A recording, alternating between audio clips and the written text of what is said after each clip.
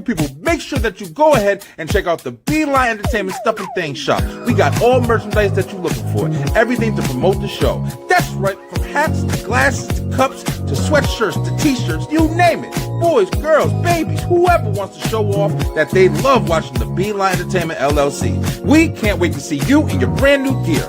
Come on and check it out today. Let's go!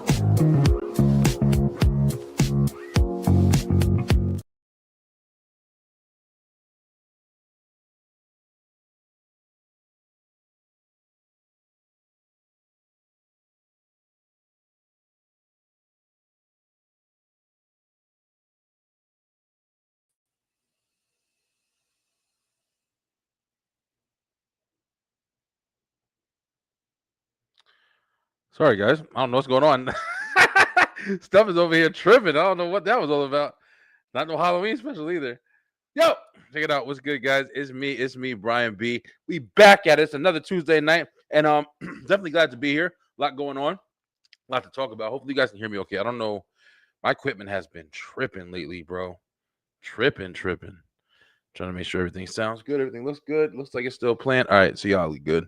See, I got some backup stuff that can tell me when stuff is playing, when I sound good. Besides you guys always do a good job. But yo, y'all ain't hear me come here to ramble. Damn, my stuff is really messing up tonight. I don't know what the hell's going on.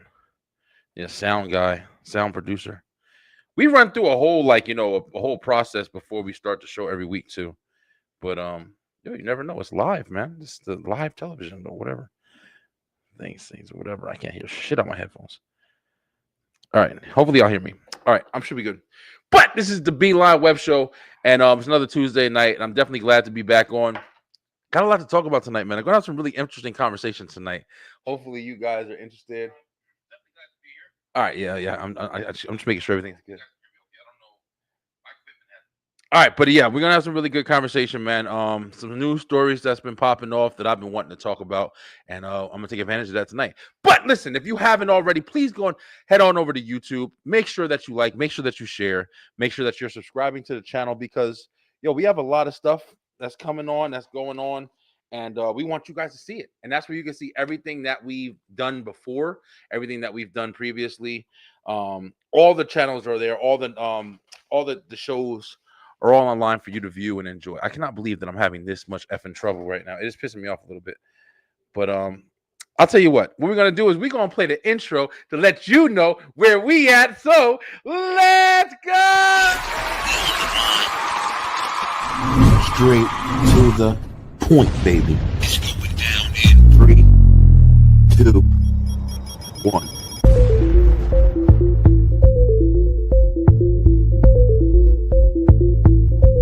People, that's your boy! Brian B. Let's go. Back on the B-Line. I'm looking forward to it. I'm so excited. Is the influence you have. Focus with strangers! You gotta be a clean baby's ass. Hold on real quick. Knows the hands of bait. People, it's your boy, Brian B. Welcome to the B-Line Web Show. Let's go!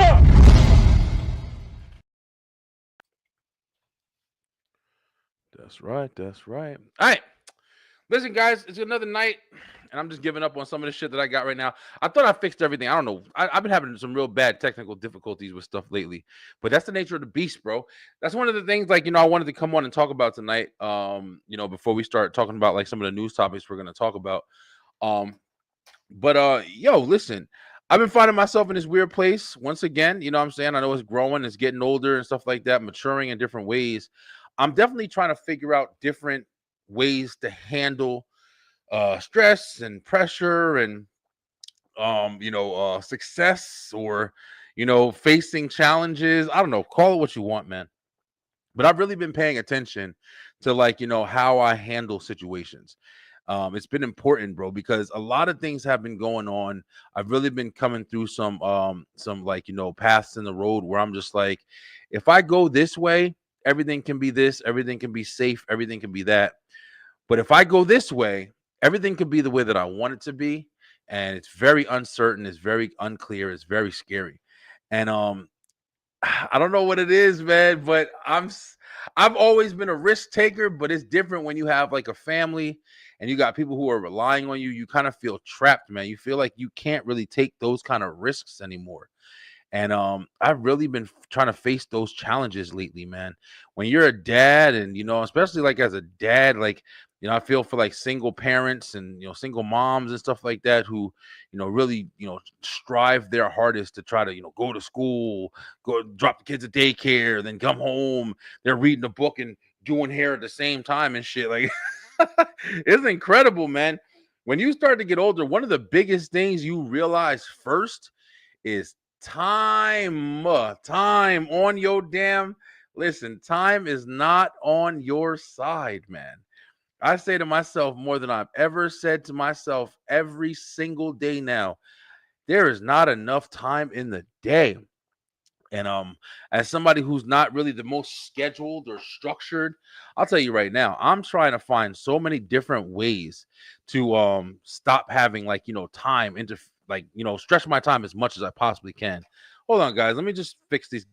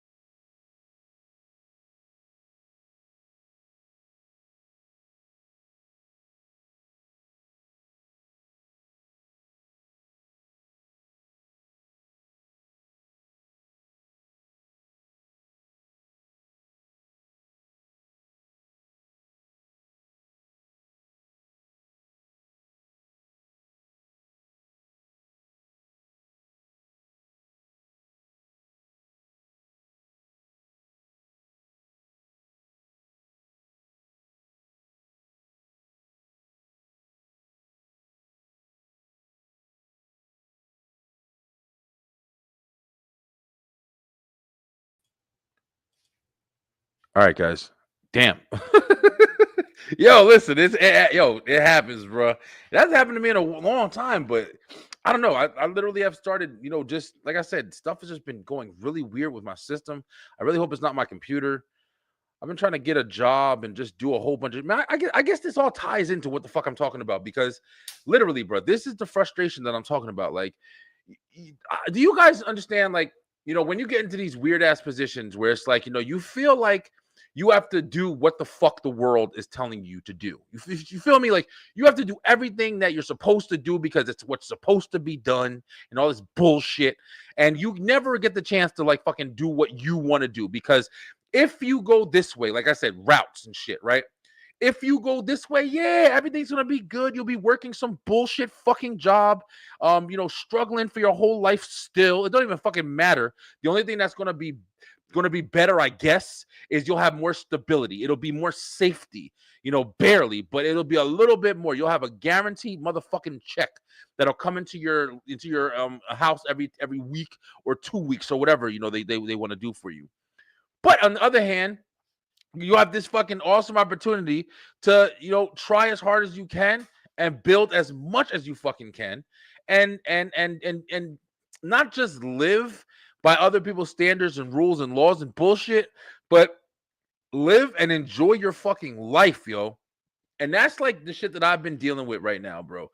I've been able to do the beeline and make money and profit and do the types of shit that I wanted to do, and work as hard as I possibly can. You know what I'm saying? And still feel like I'm not working hard. But recently, like having a new baby and a big ass family, bro. In this economy, can't buy shit. Eggs is $30. Bread is fucking $5. You know what I'm saying? Like everything is ridiculous, yo. And I've been bitching about it for what 3 years. But the difference now is I'm really starting to understand I have to drop the safety net. And that's what I'm starting to understand more than anything. Like I said, I've had these stupid fucking jobs where I'm trying to get these typing tests and different shit, see how fast you type, and they have to send information to your computer to see if it's good enough for the fucking job. And I'm bullshitting. I'm bullshitting with this with these corporations and stuff like that, yo. And I'm just really realizing just how much I am. And I'm tired of it. I'm fucking tired of it, yo. Like I said, I did all this shit on my computer like a week ago, and all of a sudden now my computer's fucked up. Like I don't know if it's like, I hope it's not a virus. I have virus protections and shit like that on here. But I'm just venting to y'all right now, bro, because like I said, I've been dealing with a lot of stress, just trying to get my fucking life in order. And I'm sporadic, I'm spontaneous, and I love that shit about myself. But it's like now everything's trying to make me conform because of the adjustments that I have to make. Because there's different people in my life now, bro. It's not just me anymore. And that's one of the biggest things about it. It's hard because you don't want to sacrifice anybody else's well-being because you're trying your hardest to still maintain your own fucking self. It's been a challenge, man. But I really have been facing more of the listen, bro. I don't know if anybody else is out there, like, trying to find a job or job hunting and shit like that or whatever, especially if you have like standards. You know what I'm saying? Like, anybody. There was this one post on TikTok recently where the guy was like, oh, I'm telling you right now, people talk about warehouse jobs and blah, blah, blah, this and that, but you don't understand. That's where the money is. And I'm watching this shit, bro. I'm watching this shit like dumbfounded because on one token, I get it. Like, you're able to provide in a certain way. Some people have different circumstances. You go through life and you make mistakes, and maybe that's all that is available to you. Those opportunities, those are gold for those type of people. But in my opinion, in most situations, the last fucking thing that I think anybody really, really wants to do if they had a choice, a guaranteed choice, is to stand on a line or to stand in a building with a bunch of other sweaty motherfuckers moving boxes. I don't think anybody woke up and went to kindergarten and said, yeah, mommy, I want to do that shit. Like, and that's what I'm talking about, bro. And it's like, the acceptance of like defeat that you got to fucking transition to now. Like, oh man, but there's a warehouse job. Don't be too good. Don't be too good. Okay, motherfucker. Like, that shit sounded good when I was 20. When I was 20, I was doing that shit. When I was 20, I was working 2 jobs, sleeping in the fucking car, going back to another one. But I'm saying, is that what I'm trying to do my whole life? You know what I'm saying? Oh, go to school, go to school, go to school. Okay. What do you hear about now? Student loans. You got to pay this shit back. You got to do that. Got to do this. It's no, yo, once you start to understand there's no escaping the bullshit, there's no escaping the bullshit. You go, you do a fucking million job applications, you need a job, you may get one. But realistically, you just wasted mad fucking time. You just wasted 2 months. Like I said, I was on here the week before, last week. We was talking with Beyond 1130, and I said, yo, I had for one job, yo, I had fucking 4 interviews. And I didn't even get that shit. 4 interviews. I literally sat here and stayed up, did different things, did this, did that, sent resumes, got text messages, talked to fucking tech support. I didn't even get that shit, bro. I did all of that for no fucking reason. What was the purpose? Go away, bro. I'm talking, yo. I did all of that shit for no reason. What the fuck was the purpose? So I'm sitting here like I'm starting to face reality that it doesn't really matter. Like, how do you reference like being able to take shit into your own hands? How do you figure out like, okay, it's time for me to stop depending on, you know, this fucking clock that I'm punching, this fucking stupid boss that probably isn't even better than me at most of the shit that I do in my life. Like, you know what I'm saying? How do you start referencing that shit? You know what you start doing? You got to start understanding shit. You got to start, you know, putting the fear to the side, man. And I think that's what the fuck I'm finally starting to do. And it's easier some days than others. That's the transition period that I'm in right now. I'm scared. You feel me? Like I'm scared to take the kind of risk that is needed to be taken when you dive in head first into some shit. Like I'm scared to be like, man, fuck this. I'm about to give my all and promote myself and do everything I possibly can to be fucking great. You know, without fear that I'm going to fall, without that fucking fear. And I've never been able to do that shit fully, bro. Like on my own, I feel like I probably would be able to do it a lot better. But even then, it's like, you know, I'm so conformed. I'm so just ready to just accept defeat, man. I'm so like, because you know that safety net is there, you're not as scared of falling. You know what I'm saying? And that's the bad shit that I'm dealing with lately in life, yo. But I'm in this weird ass transition where I'm really trying to fucking change that. And I'm like, bro, I'm tired of struggling. I'm tired of being in the position where it's like I always have to feel like, yo, no matter what, I'm gonna have to have the bullshit job where, oh yeah, you know, you hear people, bro, oh, get your CDL, get this, get that. Really? Like that's my options? That's what I have to do in my fucking life. You know what I'm saying? I see a lot of people talking shit about women and stuff like that and saying, you know, with you know, all the stuff that we have now with OnlyFans and all this shit or whatever, like, yo, truth be told, a woman can make money in 5 fucking minutes, yo.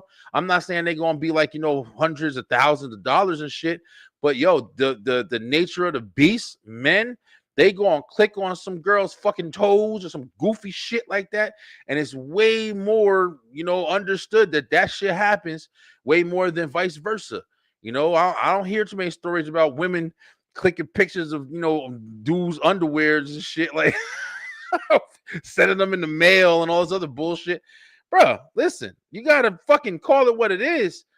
You know, it's a lot easier, but at the same time, is it good for women to go and just be selling their ass or pieces of their ass, whatever, like everywhere? No, it's not.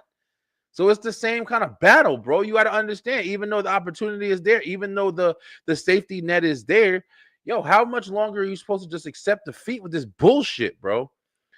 And yo, this is nothing about what I was going to talk about tonight, bro. I'm not going to even fucking lie. Like I had everything set up, the show set up, and I'm still going to talk about it a little bit, you know, because with my equipment and stuff like that, I'm just trying to let y'all know that you do have to fucking get to a point in life where you do have to make a decision. And you know, so I guess some people call it a midlife crisis. People be calling whatever the fuck they call it. But you have to make a decision on what you're going to do.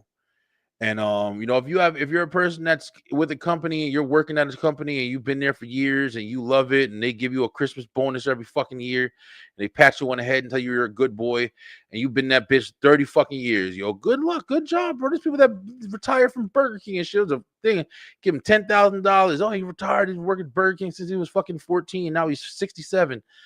Yo, that's cool, man. I'm not trying to knock nobody. I'm just saying, I just know that shit's not me, bro. It's just not me. It's not me. Now, with me saying that, you gotta have some other plan to make shit happen. Like you have to, and you have to be willing to work if it's not you. You have to be willing to work even harder than the people who are going to those jobs and working, because working for yourself is a whole different beast, man. A lot of people talk about it, and a lot of people want to do it, but when you really are doing it, you should sound like this right here. I'm telling you right now. If you don't, I'm an outward motherfucker, so it's like it's easy for me to just literally get on the microphone and just vent about everything. I don't give a fuck. Like I don't care. Like I want you to know how I feel with this shit. But this is how it sounds, man. You're struggling. You're constantly trying to figure out if this is worth it, if it's working.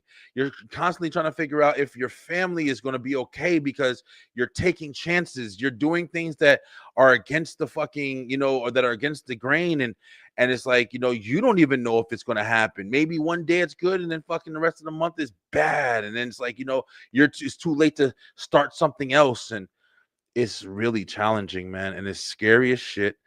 And, I'm getting to a point closer and closer every single day, even when I'm trying to go back the other way and just go back to the normal 9 to 5 suit and tie.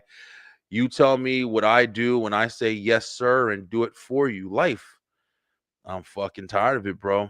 I don't know. I don't know how I'm gonna maintain and be able to continue on that path, man. Of course, if you have to, you have to.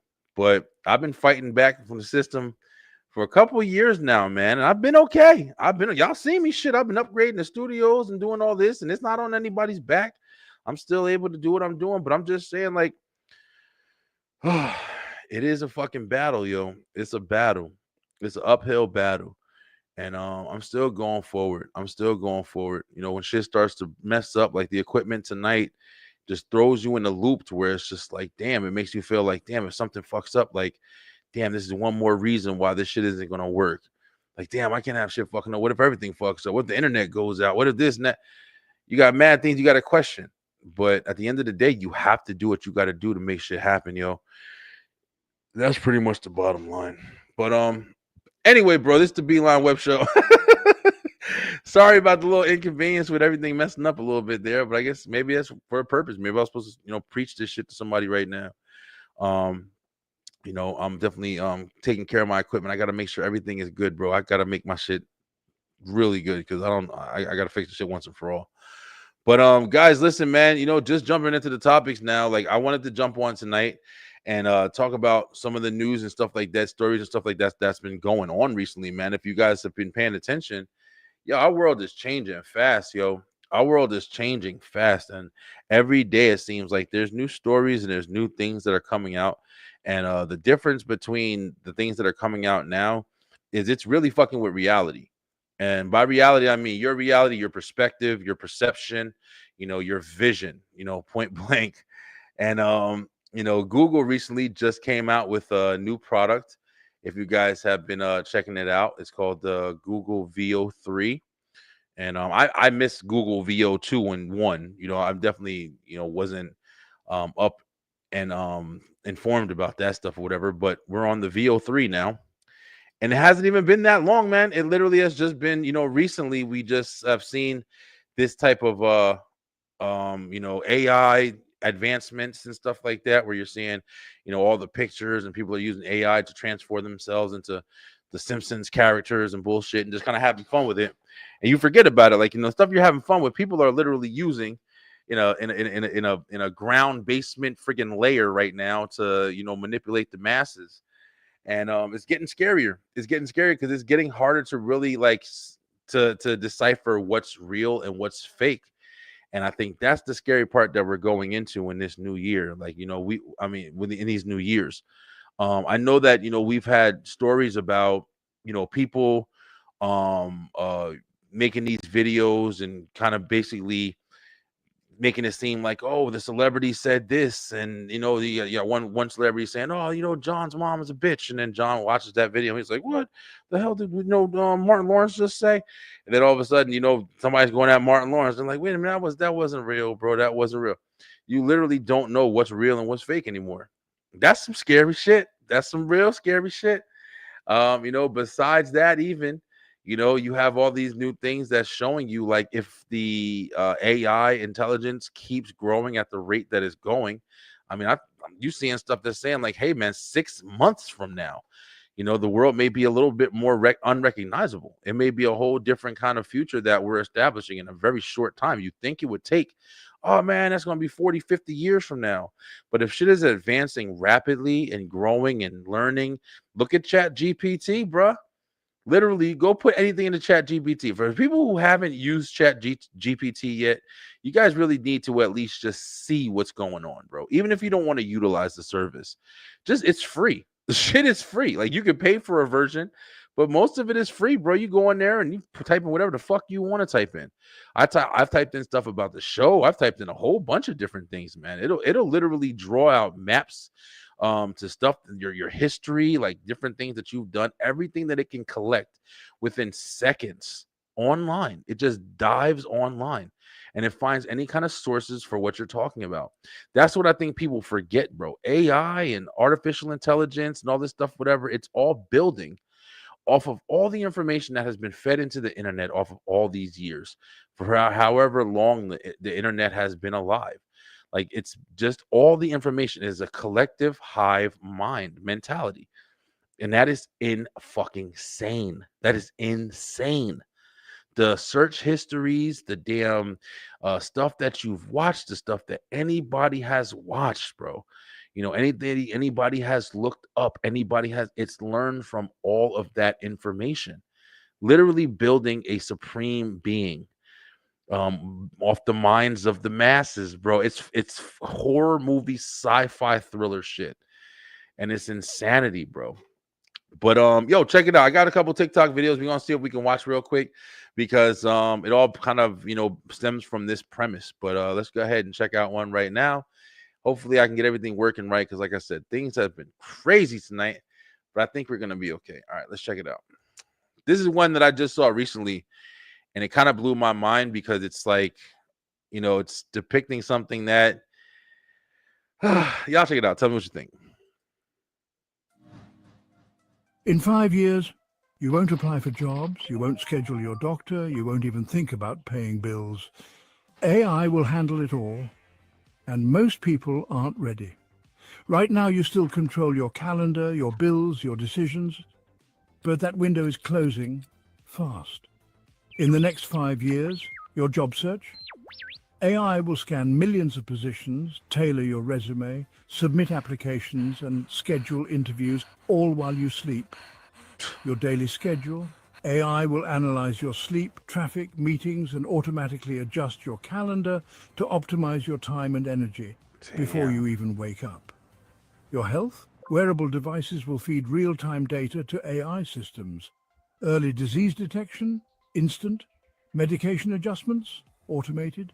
Health insurance, dynamic pricing based on your biometric trends. Your finances, AI will manage your budget, track your spending, pay your bills, and automatically invest your savings based on market trends, reacting in real time. Your shopping, you won't make lists. AI will track what you use, analyze expiration dates, compare store prices, apply coupons, and automatically restock your fridge and pantry. Your driving, traffic jams, gone. AI will route you through real-time traffic patterns, adjusting as conditions change, and eventually you won't even drive at all. Your home, lights, temperature, security, constantly adjusted based on your habits, moods, even your stress levels. Ooh. And this is just phase one. That is the scary crazy, part, you bro. won't notice it happening. It'll feel normal, convenient, automatic. But behind the scenes, massive systems will be collecting, analyzing, and quietly controlling every part of your life. The question isn't if this happens. The only question is who controls the AI. This is the Black Files. Bro, In 5 years, listen, man. Listen. If some shit like that doesn't terrify you, bro, like, and when I say terrify you, I actually understand if it doesn't. You know why? Because even in that video right there, just said some really crazy stuff, right? Like, all the stuff that you just heard, man, the computer basically will control your life. It'll run your life. You won't even have to have a thought process anymore. You'll literally be able to just do whatever you want. That's what I'm talking about now. That's what I just kind of opened the show with. I just vented with. I'm tired of fucking dealing with, trying to make all these decisions and stressed out and blah, blah, blah, this and that. We literally just watched a video that just answered all those questions right there. Solved it in seconds. No more problems. No more traffic. No more empty refrigerators. No more not being able to find a job. No more doing all this. AI's got you covered, yo. AI's got everything covered. AI and the changes coming. Let's get everything kind of ready, bro. But it's like when I saw this video and it just kept, putting out all of those like great points, like, oh man, I won't have to, change my lights anymore. Damn, I just walk into the room. It knows that it knows that it's Tuesday. It knows that on Tuesday I go live with the B-Line. So I'm gonna walk into the studio and AI is just gonna program all my lighting the way that I want. Hey, you want it to be red? Oh, we know you want it to be red. We know what you want. Oh, I know that you had a bad day today. I saw earlier that, through your cell phone camera or the way you were holding your phone, the grip and your blood pressure and everything that was being communicated on your body from your smartwatch to your iPhone to your smart radio, your smart car, your Wi-Fi signal, everything that I've picked up, I noticed that you had a bad day. I heard your vocal expressions. I heard everything. So now I changed the lighting for you to make it a little easier. I put a nice show on that showed bunnies and puppies to maybe change your mood a little bit. Everything that is saying is pure manipulation. And you know what the craziest part was that they said was it'll be normal to you. And it already is. It already is. Like I just said, bro, maybe it's not to that level, but is it that far off? Think about it. Everything you do is monitored, recorded, and basically surveillance. And it's willingly. It's not even it's anything at the advancement for protection, at the advancement for modern technology, wanting to keep up with the times, from the smartwatch on my arm right now to, like I said, even the microphone that I'm talking into this system, documented recordings, everything that's going to be surviving longer than your ass is going to be on this earth. It's crazy that we're in this world right now and we're literally giving ourselves into technology, bro. And I don't think anybody really knows what to do about it. I don't think there's anything really anybody can do about it. But the thing that's questionable is, what do we do about it? Like, are we supposed to get to a point where we're like, yo, listen, this is too fucking much? You know what I'm saying? I don't want to have my whole life be, determined on what, the computer system has basically, went to school and studied everything about me and then determined for me, all based off of past experiences, because that's really what it is. You know what I'm saying? Like, have you ever played a video game, whether it be like Grand Theft Auto or something like that, just any kind of game where you can add cheats, like cheat codes and shit like that or whatever. And you get a game and it's real hard and you're like, damn, I can't beat this damn game, blah, blah, blah. Maybe you work really hard and you finally beat it. And that's what I like to do. I like to beat a game without cheats or anything like that. But then if a game does have cheats, then I'll go back and I'll be like, yo, especially Grand Theft Auto, I'll go back and I'll add all the cheats and just have a blast, do whatever I want to do. The one thing that you notice, or if you notice, is especially a game like Fallout, if you can mod it or anything like that, like you put all those cheat codes in, and then the game is super easy. It's super easy, super easy. And at first, it's amazing. It's amazing. You're playing, everything's going awesome. Oh man, I got the rocket launcher. I got 1 billion bullets. I'm never running out. You going around, you just blowing up fucking everything. I got all the best stuff is happening. Cops are coming, but you're like, cops. I'm invincible. Nobody can kill me. Okay, now you can't be killed. Blah blah blah. Now you got this. You're killing you're doing all this other stuff, whatever. And then all of a sudden, you start to realize it. Wait a minute. Okay, I shot the rocket launcher off. I did all this other stuff. Okay, the cops shot me. People shot me. Whatever. I can't die. Okay, I did a couple missions and I didn't die. And it's like, to realize it, like, this shit is too easy. I'm bored. It's fucking crazy. And you playing, and now the game isn't as fun.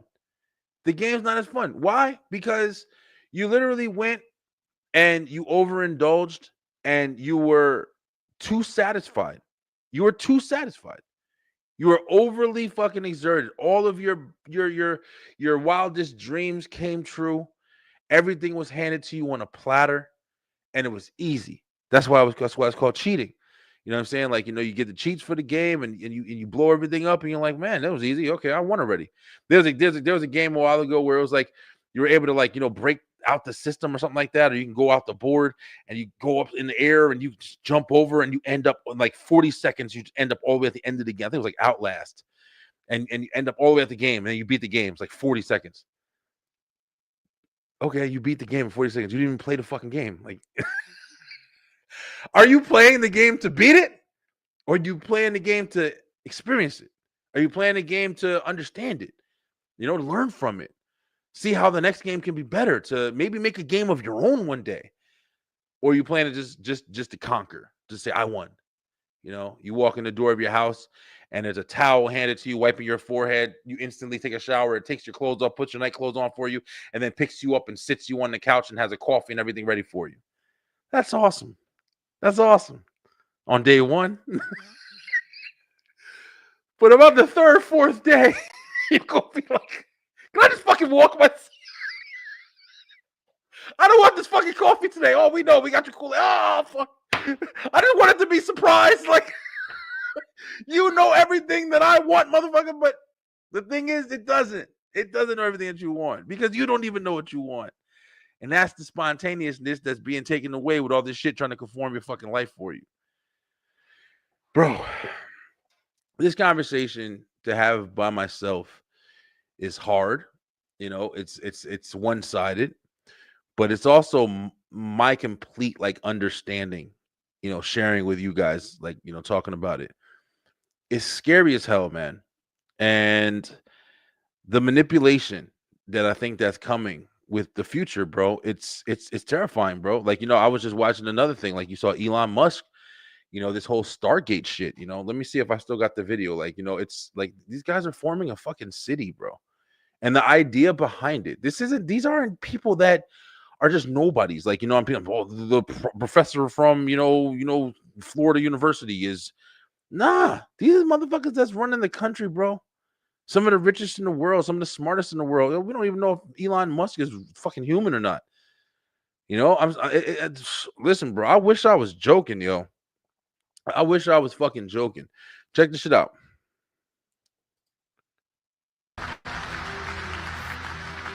This is the first new city made in America in, I think, quite a few decades. At least that's what I'm told. And very cool name. And it's named that because it is where we're going to develop the technology necessary to take humanity and civilization and life as we know it to another planet for the first time in the 4.5 billion year history of Earth.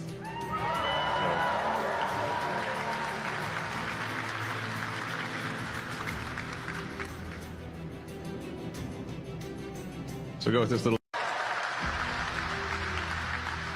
They're literally, on their way to make us get off the whole fucking planet. You know what I'm saying? And when we say that, you got to understand, and I tell everybody this, I've been saying this shit for years. If they're introducing it to the masses, if they're introducing it to people, and they're putting it out there publicly, they're not trying to do it anymore, yo. They've done the shit. They've done the shit. We are fucking probably 100 years behind, if that. Like, that might be even a light exaggeration. We gotta be more than maybe 100 years behind what's actually going on. Not even what's being worked on currently, but what's actually going on and what's to come. Like, we get, if you put it into like movie understandings, like we're still watching black and white shit. We're still watching black and white TV.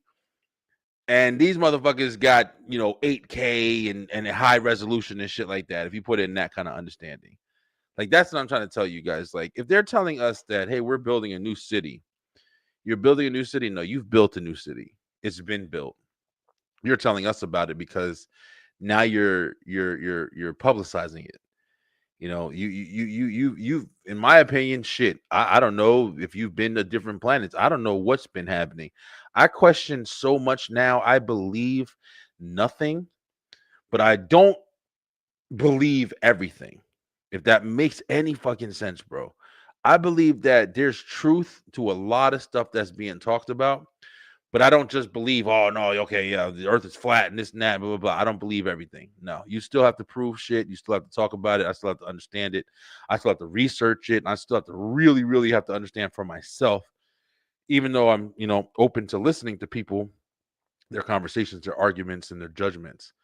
But it's the thing that's the most different about now. And this is probably conversations that have been had when, like, the TV was invented and different things and forms of communication that people never had before. But with this new AI, bro, you can't trust your eyes. You can't trust your vision. In a world where mostly everything you see is, being brought to you by a screen, um, even friendships, even jobs, Zoom interviews, different things like that. You don't even know if you're talking to real people anymore. You go to McDonald's and shit like that. You go to the drive-through and you hear that person come on. And before it used to be like, maybe it was like a recording. I was like, hey, would you like to order the newest, Supreme Deluxe fries or some shit? And then you're like, no, I don't want that. And then the real person comes on, hey, and then you get the little disgruntled teenager, hey, what do you want? You're like, oh yeah, you're a real motherfucker. But now, at least the last couple of times I went to a drive-thru, it's been a while. I've been saving money. Now you go to a drive-thru and shit like that or whatever, and you talk, and it's all happy ass person on there. Hey, how you doing? What can we get for you today? Like, damn, motherfuckers is nice now.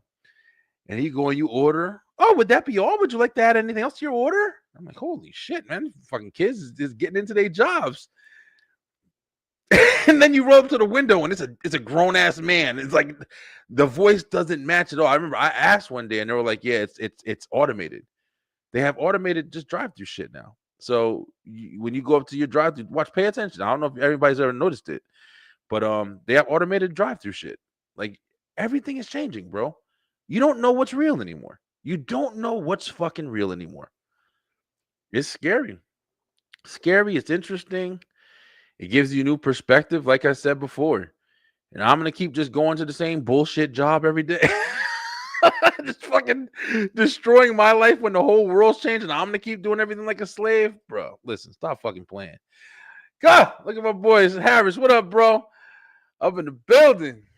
You a guest? I got time today. Yo, listen, you want to jump in? Yes, Harris, jump in, bro. Because I just let fucking loose on this thing earlier on my thing. Yo, we about to get a pop-up guest, guys, and I got time today.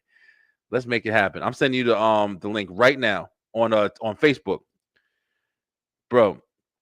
But yeah, man, it's just like I've been paying a lot of attention to this stuff recently, guys, and I'm not trying to fear monger or anything like that. It's just I'm just saying, bro. It's at some point, when do people start paying attention? Like, when do people start questioning? When do people start making changes to maybe what they're doing? You know what I'm saying? Like, or do you just try to ignore it? Like, is there enough? Harris, I sent it to Facebook. Check the messenger, bro. Is there enough shit going on to where you could just put it behind you?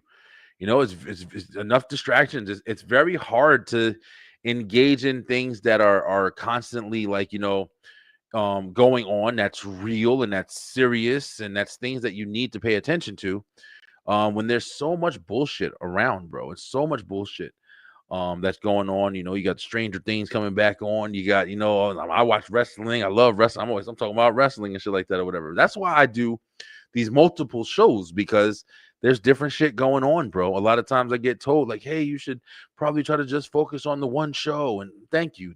I appreciate your thoughts and your opinion. But I'm just saying, like, there's a reason why I do things the way that I do them. You know what I'm saying? Would it be better for me if I did it a certain way? Maybe. But would I be being me if I did it the way? I'd lose a whole perspective. Maybe I wouldn't be able to vent this. Maybe I wouldn't be as good doing the other shit. If I every time I did a wrestling show, I was like, damn, I really want to talk about this. And then I start talking about this in the wrestling show. How the fuck would that work for me? So it's like, even though you think you have a better idea, you don't know how that shit would happen, just like AI don't fucking know. That's interesting.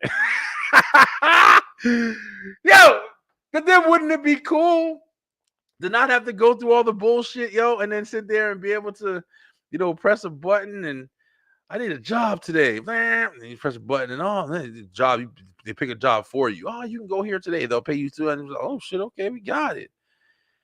But then that laziness, man, that was set in, that ease, that convenience, man. You know how it is when you fucking got to make a phone call and you don't got your cell phone and you got to remember a phone number. Listen, you might as well just go to jail.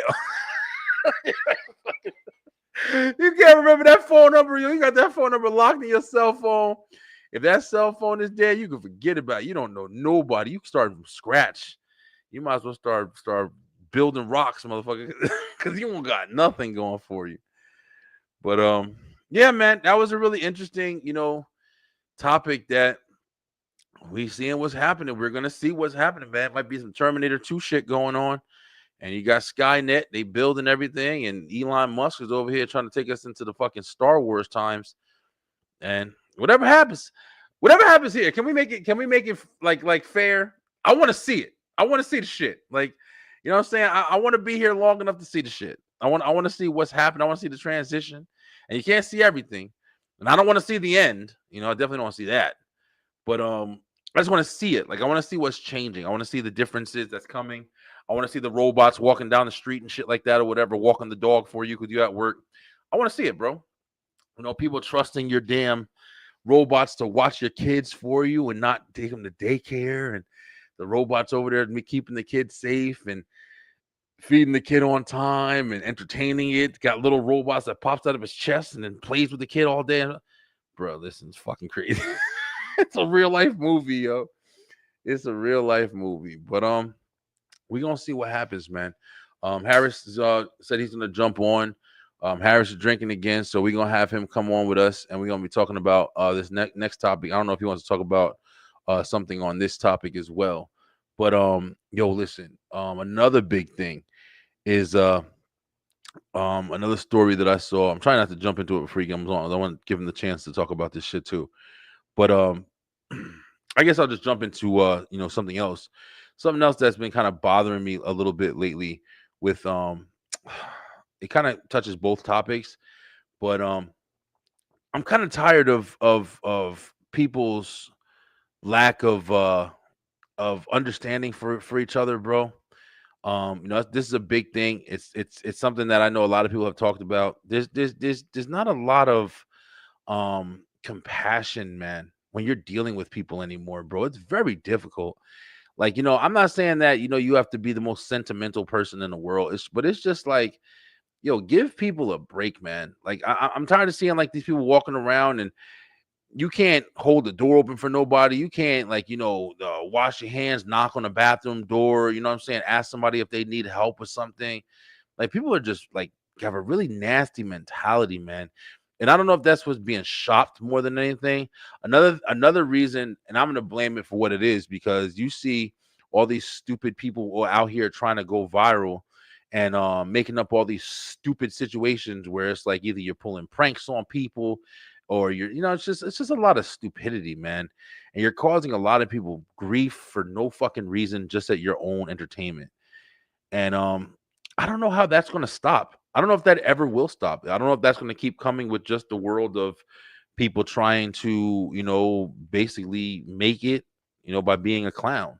You know what I'm saying? It's our own circus that we're performing in and shit like that or whatever. And we all have our ways of performing. Some people juggle, some people tightrope walk, some people put their head in the fucking lion's mouth. But now it's like, people just do different things. Like you mess with regular people who are just living a life, maybe not doing that well, maybe just lost somebody they loved. You know what I'm saying? And you out here, pressing their buttons and fucking with them. You know what I'm saying? Whether it's the people that's, messing with people who didn't put the shopping cart up in the grocery store. I get it. You know what I'm saying? It's annoying. Like, oh, Vince, yeah, just take 2 seconds to go drop shit off. But you got motherfuckers patrolling around and trolling them and harassing them and shit like that or whatever.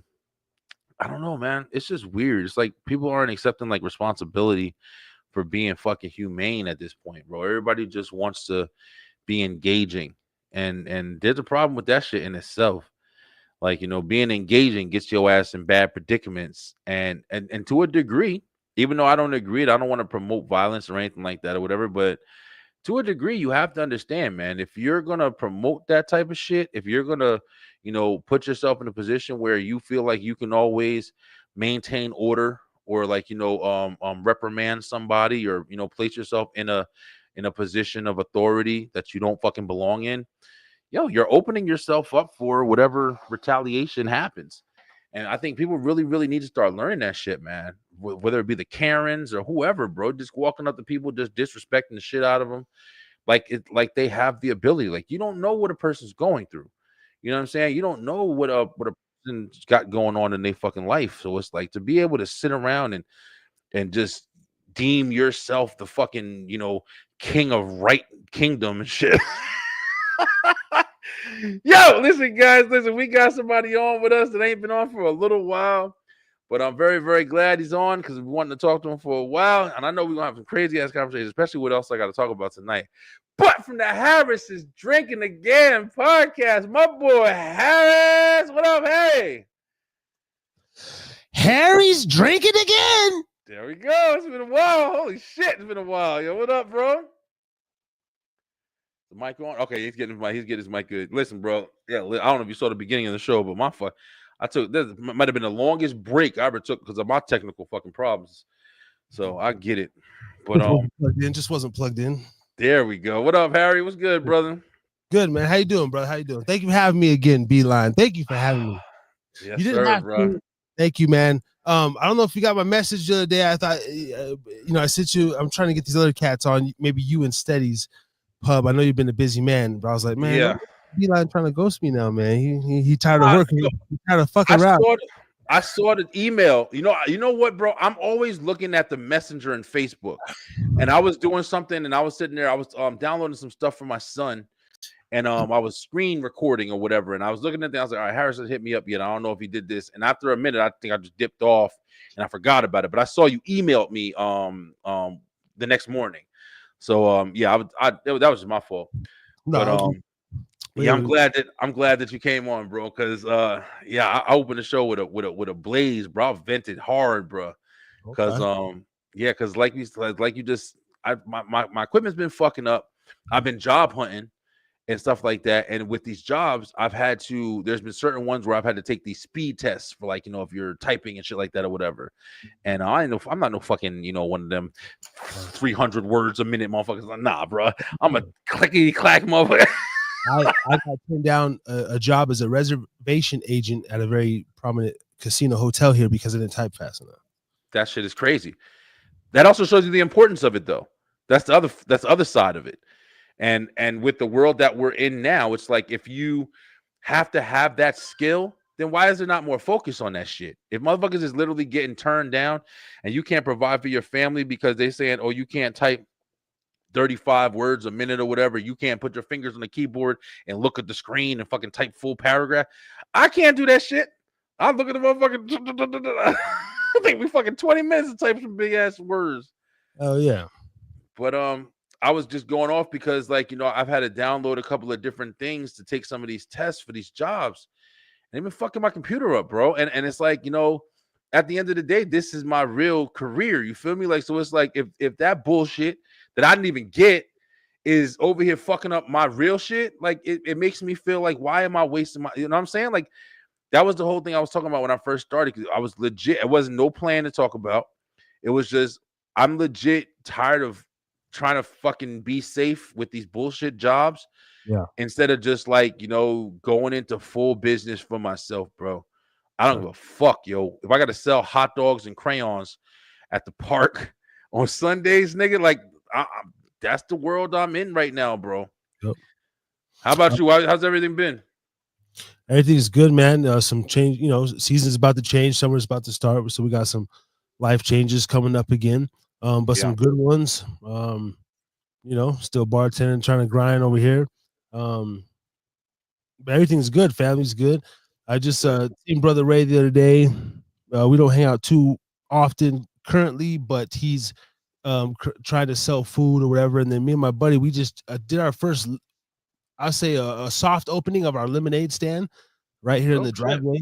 There you go. Literally in the front, and got a couple neighbors and stuff. But I want to go get some more things and then branch out to the street corner, and then eventually across the street at the marina, and post up right where the goddamn Mexicans selling mangoes and chopped watermelon does. That is, listen, bro. It's crazy that you said that, man. My daughter has been asking me. I forgot even where we got it from. But my daughter, from the B-line? Yeah, yeah, bro. We still chill over here.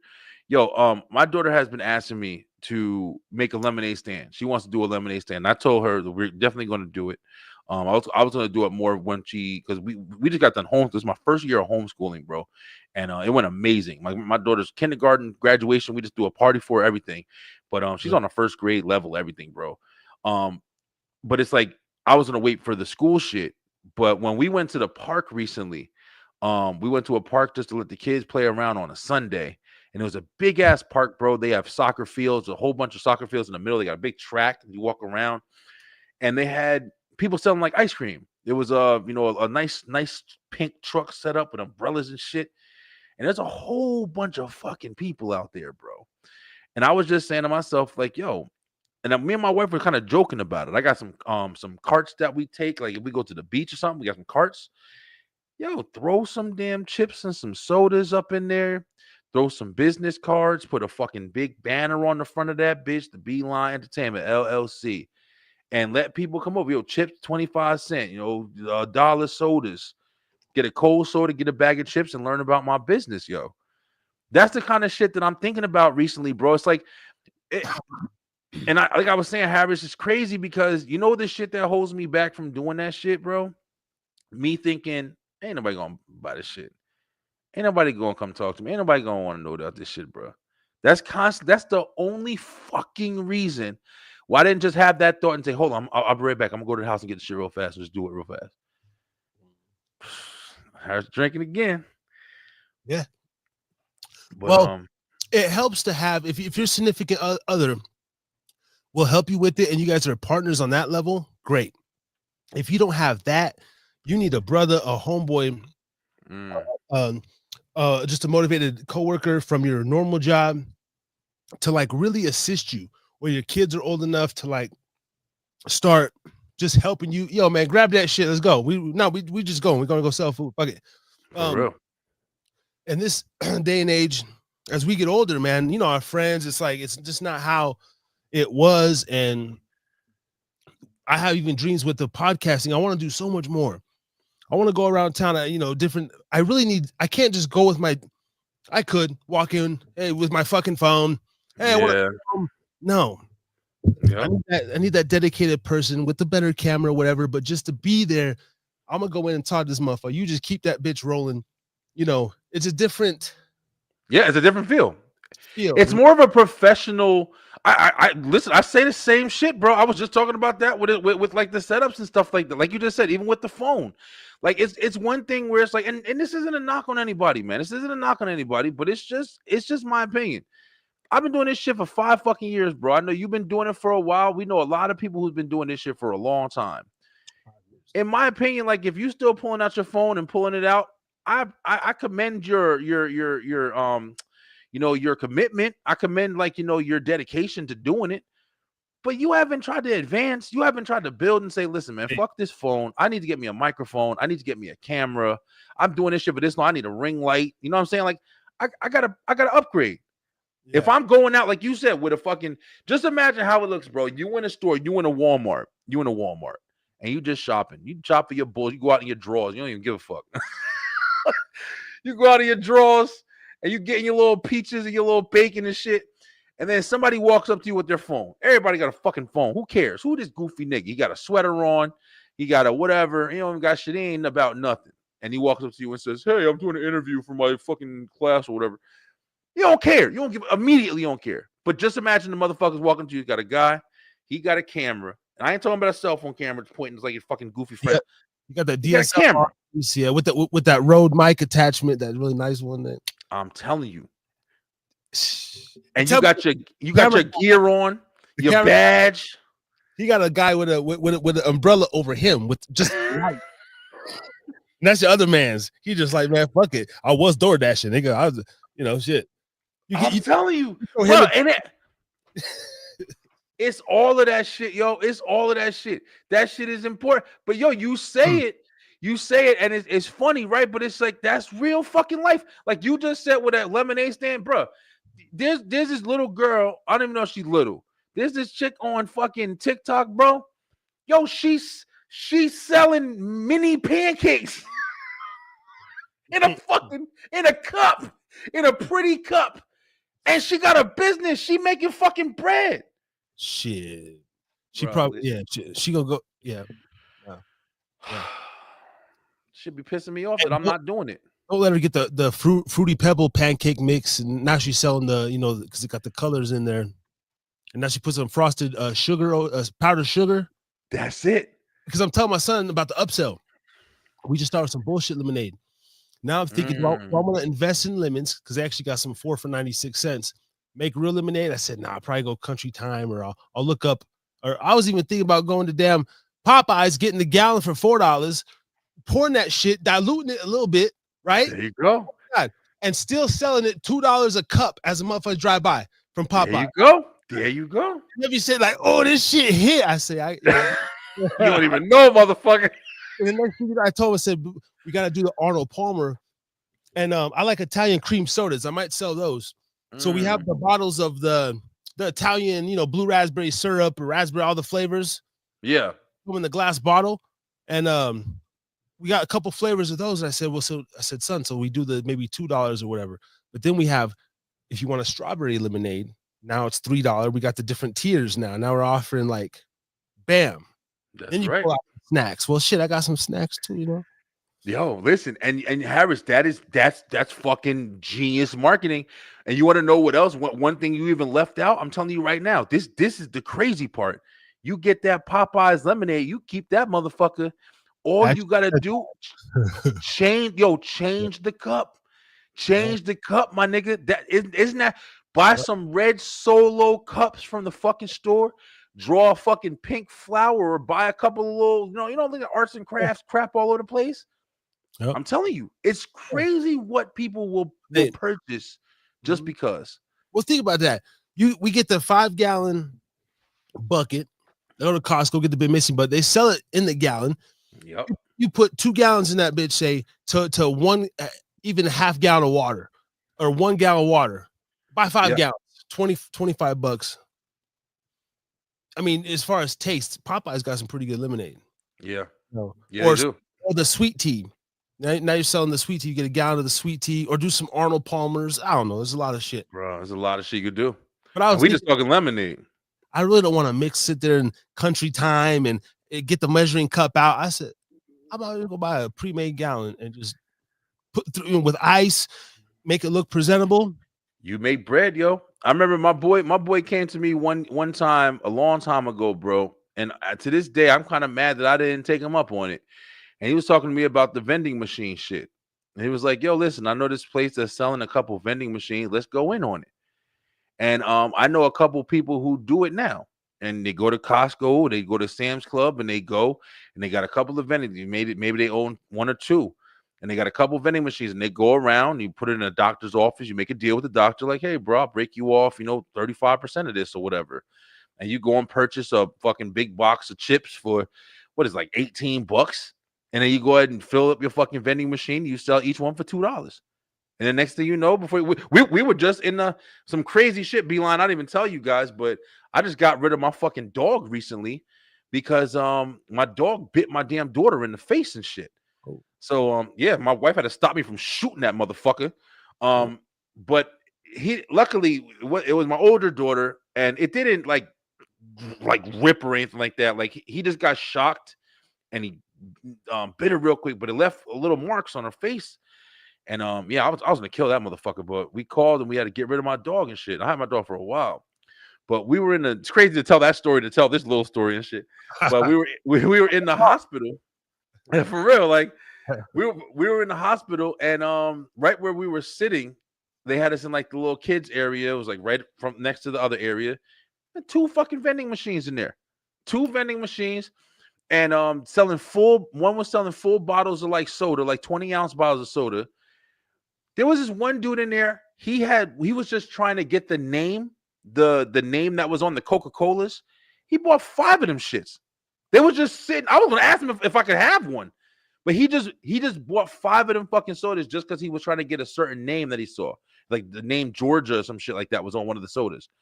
Right. In a hospital. That's bread. That dude who owns that shit, that just made money from that motherfucker just wanting a specific bottle. Bruh. We doing something wrong, bro. We doing something wrong. Well, I'm not saying me for real. I know I'm doing something wrong by trying to rely on this bullshit, yo. That's all. Like me and my boy Ray talk about, man. Is just and to the point though where it's like I get tired of talking. Like but you put your money up, right? You put your money up for this. Hell yeah. Do this business now, and you want to extend your arms and branches like tentacles and shit. You said a 1 form, 2 form, you want 8 forms of income. And but a lot of people, even that I talk with, said names, they ain't even really put they got the talk, but they ain't really even put their income in the one branch, right? So the talk is cool, but damn, homie, we need 2 incomes, 3 incomes. Yeah, man. Where you at, Cuzzo? You know, Yeah. where's Cuzzo up, from New Jersey or whatever, that's been down since day one. And right, like, bro, why can't we just get together for real? I bet me, you, and whoever have a better chance of like doing some Cash App shit, a business than like your close day ones or something. Yo, and that's some, but you know why? Because we all met trying to do some shit already. And that's why we all already proven ourselves that we're committed to what the fuck we're doing. I've seen you grow and do everything you're doing, even being a fucking bartender, going in and meeting people at the bar, networking, everybody you talk to. You've done shows at work. Like, you know what I'm saying? Like, you've seen your hustle. You haven't given this shit up. You've moved. You've went through transition. You've seen me fucking go through transition, different business partners, different topics, working with people. Like, we've seen each other struggle. We've seen each other go through it and stay invested. The problem with the other shit is, like you said, bro, a lot of people have a dream. A lot of people have an idea. And a lot of times they get it from other motherfuckers. They don't even have it on their own. They just copying really.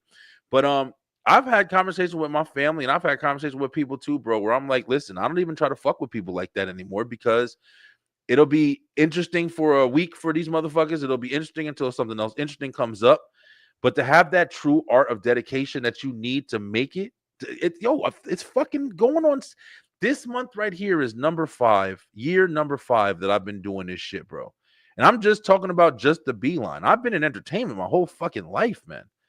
Right. So it's like, it's getting to the point where I'm starting to understand the reason why most people don't do it, just like me, is fear, bro. You don't know if you're going to put everything into this shit and it's gonna work. You don't know if you take that cart to the park and sell them oranges or whatever you got in the shit, if people going buy you. You feel like before you do it, ain't nobody gonna watch this shit.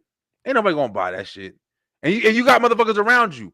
Hey, yo, you guys, I got some shirts on the Bonfire account. I got some sweaters, bro. It's getting cold, bro. Support my shit. Yo, go buy a sweater. How much that sweater? It's $30, bro. I get some profit off it. It helps promote my business. $30? That's too much money. I ain't buying that shit. You crazy? Nobody gonna buy that shit. I was at Marshall's, Burlington, man. I get that shit for $12.99. Bro. That's what it is. That's why motherfuckers don't go nowhere. That's why motherfuckers don't go nowhere. No, I know. Hey, let me ask you, like, are the days of needing a food handler's permit, a business permit, What about the American motherfucker trying? Because I know all these Mexicans, and I'm out there in the East Coast. You got the fucking Puerto Ricans, Dominicans selling the fruit and the goddamn fucking stuffed animals. Y'all motherfuckers ain't got no business permits. And out here on West Coast, there be whole rows of shit. We call it Little Mexico and shit. Like, motherfuckers got like carnivals and shit of shit. They got cotton candy. They got goddamn elotes. They got the menudo, pozole, hot dogs, nigga, street dogs, toys. And I know that these motherfuckers aren't food. They ain't got no shit in the window. Some of them have carts. Some of them are selling out the back of their trucks, but they've converted the shit. They have actually a stove. These motherfuckers are standing in Ford F-150s, bro, with like fucking butane, nigga, propane. Went to Home Depot and bought the $140 whatever electric portable shit, and they're selling the food. Are the days of needing the shit gone? Like, are we stupid for? I actually called the city and like it said it's $500 to buy in a food vendor at whatever. But see, I get you. Like yeah. See, here's the thing, Harris. We're not stupid. You know why? It's kind of the same thing, bro, that we were talking about before. It's kind of the same reason why we're upgrading our shit constantly. It's kind of the same reason we trying to do shit right. And at the end of the day, that's gonna make it. That's gonna be done the best way. And to create to create the headache, right? If you get fined, if the police do roll up, exactly. And that's always the same thing with the drug dealer. That's the same thing with anybody motherfucking else doing stuff. It's good until you getting that paper, everything is fucking good until it's not. And now it's screwed. And now you can't get a permit because you got a notch in your belt. You got this. So it does suck because it's one of those, looking out the window experiences where it's like, yeah, why he get to do it like that and shit. But then you look, what up, Warren? Something I learned in wrestling, your family is your biggest fans. I mean, Warren, I definitely, it's good that you experienced that, bro. I mean, I experienced some of that, but not always, bro. It's unfortunately, your family can be your biggest critics. Your family can be your biggest haters. Unfortunately, because a lot of times motherfuckers don't want to support you all the way, man. They don't believe in you even more because they feel like they know you a lot of times. That's what I've experienced. What about, or like myself through basketball and football, you create family through the game, through your teammates. My teammates I play with became my family through the game. Oh yeah. Yeah, I definitely can agree with that. Even through this shit, even you, I've been talking to you for years, but we've had fucking great conversations. I've learned shit about you. You learned shit about me. If we was fucking close, I'd probably be at your bar every damn night and shit. Especially my wife pissed me off. I'd be over there. Yo, Harris, bro, I'm so fucking, you know what I'm saying? Like that. That's the crazy kind of connections. Like you meet people, and at times, like you feel like you get tighter with them. But at the same time, if we was tight, you wouldn't know if I might do something that piss you off. You piss me off. So we still don't know. It's limited possibilities. But it's like, as far as like you said, you get close with people and you're able to connect with them to the extent of your connection. I mean, I guess that's the deepest you could fucking go. But I feel you, Warren. I mean, I'm glad that I'm not saying that family's not good. But I've had both experiences, good and bad. I heard you say, since you don't have any specific topic, like, can we maybe talk about that for a minute? Like, some shit that might annoy you, say, like, we're cool, but then, hey, man, I'm going to be out there or whatever. Are we kicking it, whatever? Say I go out there, we live relatively close. We're cool, Yeah, that's Harris, man. Do a couple podcasts. He's all right, yeah, we do some family shit once in a while, but, whatever. Yeah. Is there things that, like, the homies, like, I get in your car, say, I start fidgeting around, like in Get Rich Die Trying and shit, moving it. Is there things that, like, through your family or your friends that, like, you just can't stand, to, like, pet peeves or something like that? Man, maybe, or I don't like people. I don't mind giving you food, but I hate when you ask me for food, bro. Like, just if I'm rolling with you, homie, I ain't like. I'm gonna break something down with you, dog. But like, if you all up on me, dude, like straight up before the motherfucker I even get the shit, yeah, dog. That's like, annoying. It turns me into like a bull. Like I get that, like motherfucker, dog. Like, I take your shit. Hope you drop animosity and shit, right? Oh yeah. I feel you. Yeah, I mean, I don't know. I would have to like really think about that shit, like about like if there's anything deep. I'm sure I could think of something. Yeah. Bro, my so-called friends didn't buy anything till I got an action figure made of me. Yeah, I remember that action figure was dope.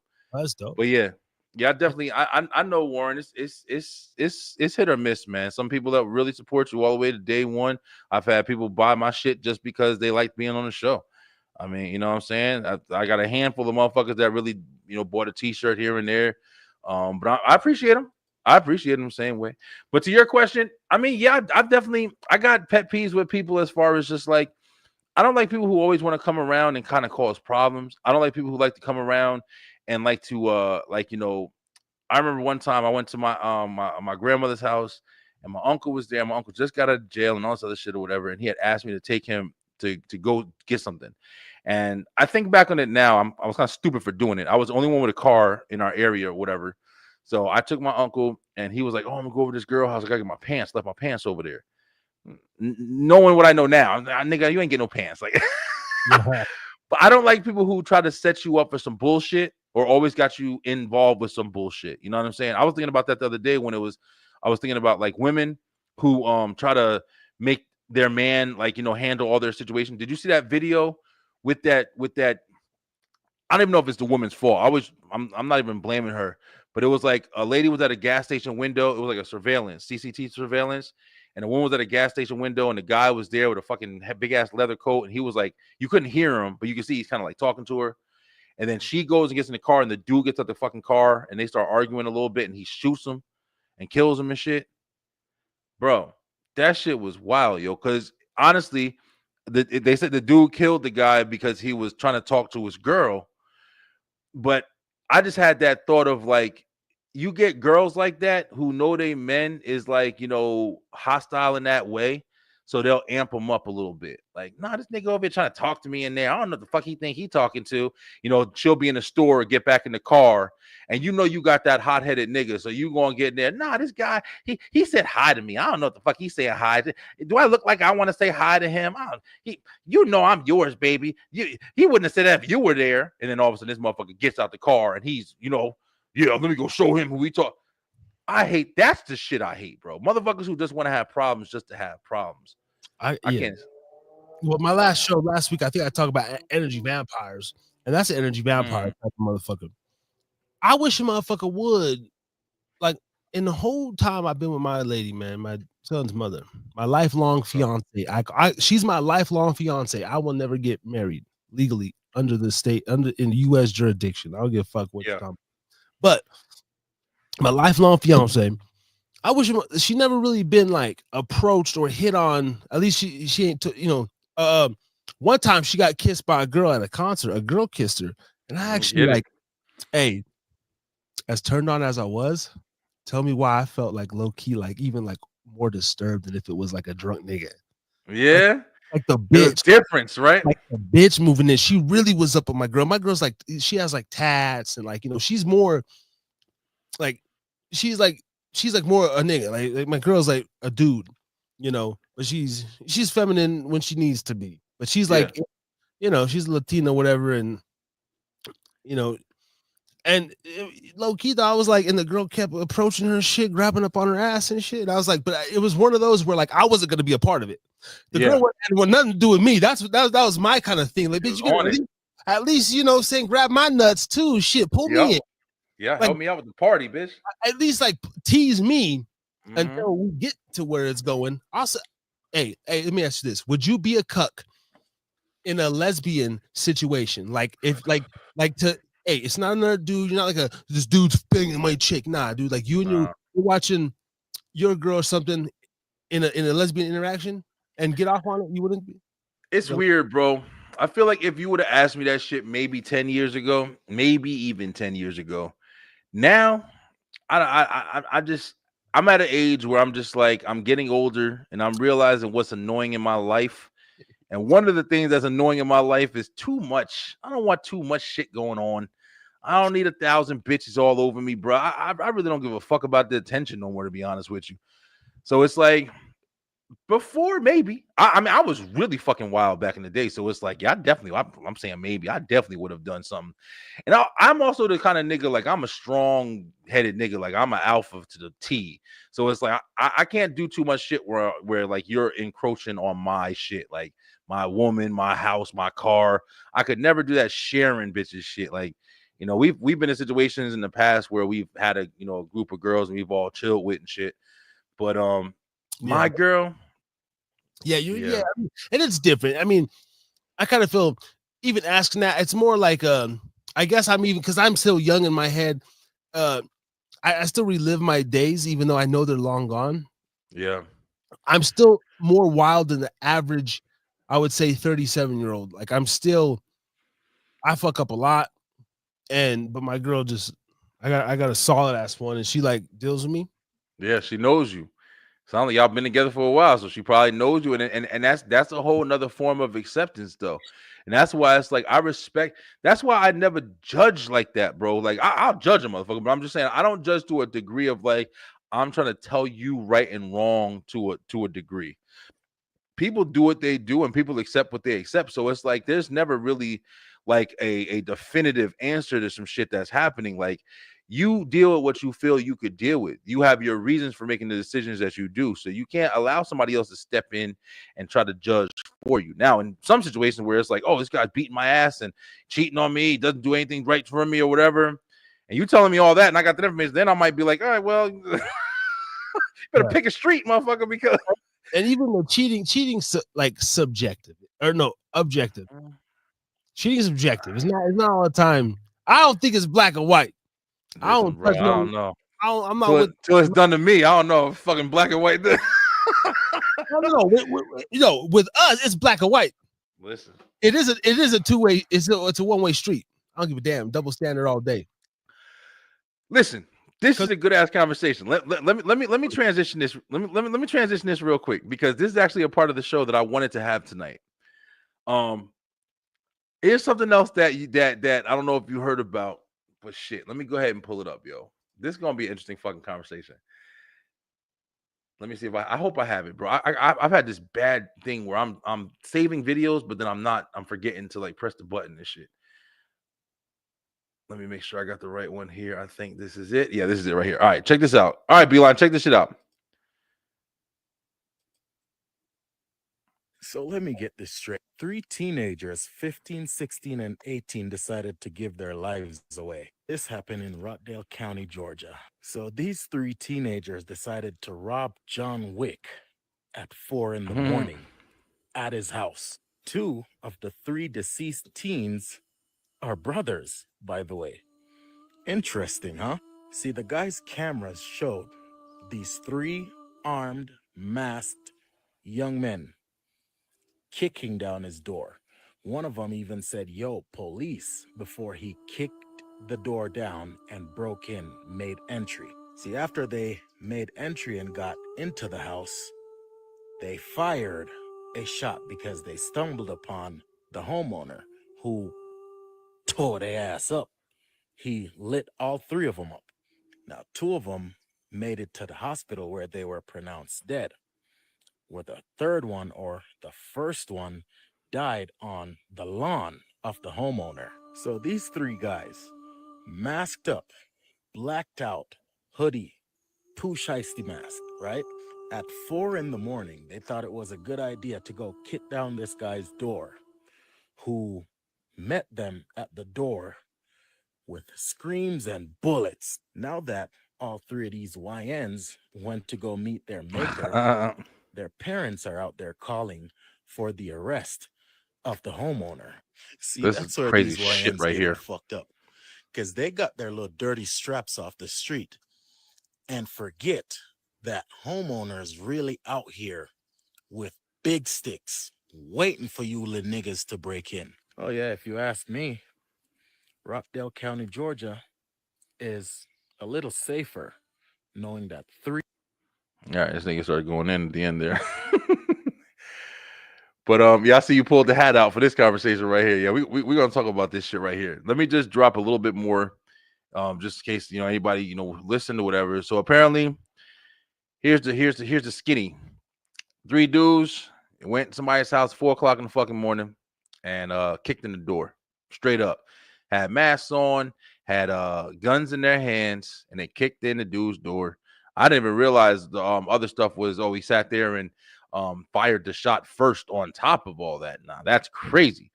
But even if he didn't, and that was just some, extra story that wasn't real, they kicked in. Somebody came to the door and kicked in the door, and the guy was in the house, and he said, "Bop, bop, bop, bop, bop, bop, bop, bop," and killed all three of them motherfuckers. Now, that's crazy, right? That's definitely crazy. That's almost like, oh, well, good thing that the person that was in home minding his business, doing absolutely nothing to fucking nobody, innocent bystander, good thing he didn't get hurt, right? That's awesome, right? No, here's where the story takes a even more interesting fucking turn. The family, because I don't know who it is, but the family of the three deceased, guys, is trying to sue the homeowner for the death of their relatives. Now, this is a fucking crazy story, bro. And I also want to say this isn't just a singled out story. This apparently shit like this happens a lot. There's a different there's different in there. I want to start off by saying this because I'm gonna get nasty after this. I understand when somebody dies, it is a big deal. It hurts. It is very deep, especially your child. Like, you know what I'm saying? I'm pretty sure most people, even if you don't raise them right or whatever that means, most people want their kids to grow up and kind of just like be as successful as possible without getting into a whole bunch of crap and a whole bunch of trouble and stuff like that or whatever. Most people, I think, want that legit, even if you're not the best example for your children. So when somebody passes away, you're hurt. You're left with a big ass hole, and that's just where it is. But let's be real. Let's be fucking real. Like we was talking about with the Google Zeo shit or whatever.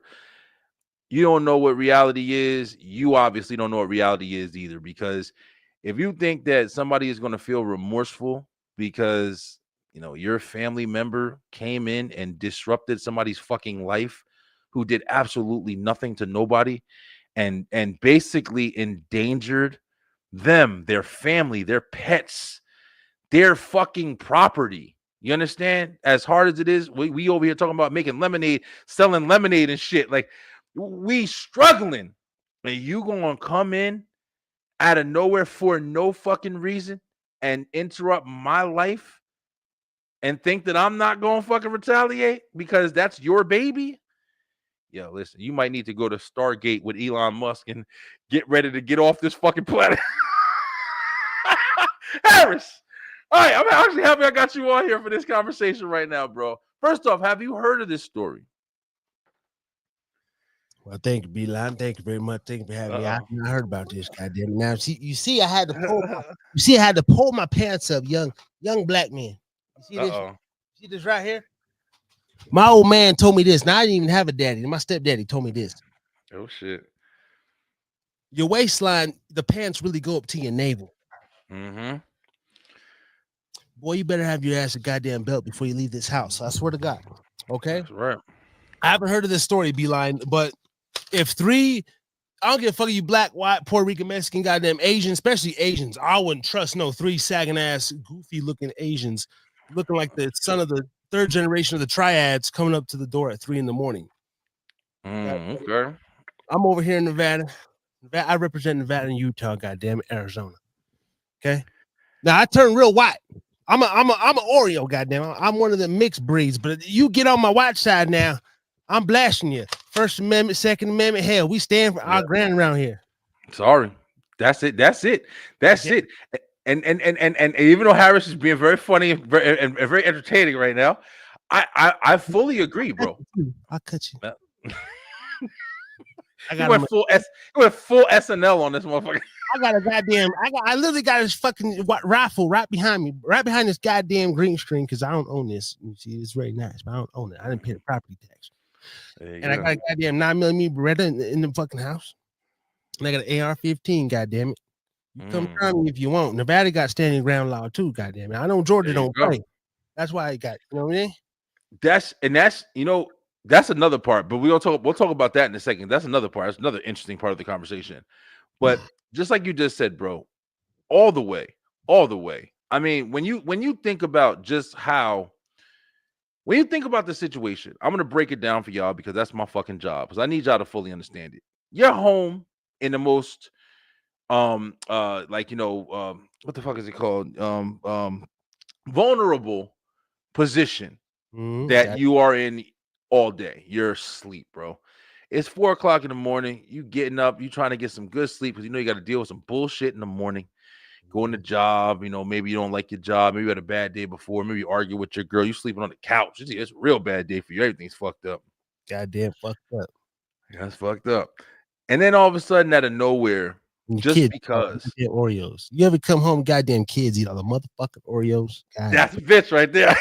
And then you see a couple of long haired, dreaded mother young boys, some YNs. Yeah, they call them goddamn YNs. I don't fucking know YNs. Goddamn. YNs, just giving these goofy Man, motherfuckers a name. But you get your damn, you hear just kicking on your door. Now these motherfuckers got this shit where they say police, so they think it's police, so you don't shoot them. Listen, bro, if you got the balls to go and kick somebody fucking door in and with guns in your hand, and you're ready to attack a person in his own property, and then you get taken out, first of all, congratulations to the homeowner. Because like it or not, I'm not saying anything about anybody's family that's missing. What I'm saying is the example. If you're going to kick somebody's fucking door in, the best thing you can hope for is hopefully that guy who lived there was able to get away with his life and his family's life and his property intact. These people coming in here and just destroying his life for no fucking reason, bro. How bad is that? How bad is that? And to have all of that, have all of that thought process and knowledge, and then have to sit here and deal with listening to the stupidity and the desperation, I guess, of those three guys fucking family who are just like, they're sad because their children made a stupid mistake and it was the last stupid fucking mistake they ever made in their life. And listen, there's no sympathy. There's no fucking sympathy. You fucked around and found out. Tell him, Harris, wave the flag. Tell the flag. Oh man, yeah, you look like a true trooper right now. I swear to God, be like, and just like, see, I back my day. See, I had a couple of men around me. If my mama was home alone and she couldn't get to the rifle, she had herself a wooden bat. I swear to God, I got the black duct tape around here. I swear, whatever I can get to. America. Right. Harris is drinking again. America's drinking. America's drinking again. that's a t-shirt right there. If that ain't a fucking t-shirt, I don't know what is. If these bowls don't get you, nigga, I got BBs, pebbles, slingshots, volleyballs. I got all kind of balls, fucking kettlebells, barbells, fucking shovels, ice picks. I just bought my son some fucking throwing ninja stars for his birthday. $24.99. I'm done trolling. I just wanted to bring some fun. I just want to have some fun. Yeah. No. I feel you, bro. But it's just this story right here. Oh, you got the BB gun? It's BB gun. YouTube. No shit. It is. Yeah. It is a BB gun. That I one. was gonna show out the shit. Oh yeah. Listen, but like you said, like the thing is, for stories like this, and yeah, this is Georgia. Like I'm Atlanta. You know what I'm saying? I'm 20 minutes from downtown Atlanta. Stories like this is the reason why, like my wife says, I mean, they see me on the camera all the time. Why do you hold your gun everywhere? Why am I walking around with my fucking gun everywhere? In my house, in my own house? I walk around with my gun in my holster and shit like that. Not on me, like I'm a deputy or some shit. But just I walk around with the shit. I ain't fucking around. Oh, Harris is in. He's in full playtime. No, fuck it, man. Hey, yo, I don't know what the fuck these motherfucking Republicans talking about, B. You know what I'm saying? Nigga, I'm from Vegas, cuz. You know what I'm saying? You see, you know what I'm saying? I got that blicky on me all the time, cuz. Like, straight up, bro. Like, you know what I'm saying? Hey, man, I come through. Me and my boys be robbed. You know, we go on missions all the time, B. Like, straight up. I ain't trying to be out here snitching, cuz. Like, you know what I'm saying? You feel me? But like, I go on missions all the time, B. Between that and door dashing, nigga, I be hitting, cuz. Yeah, you got money, you got some payment. My homie got the YouTube, cuz. Almost 50 subs, G. 50. Yo, but the shit that sucks, man. The shit that sucks. The reality that's being lost by these people that's over here, begging you to have sympathy, bro. For I can't find any.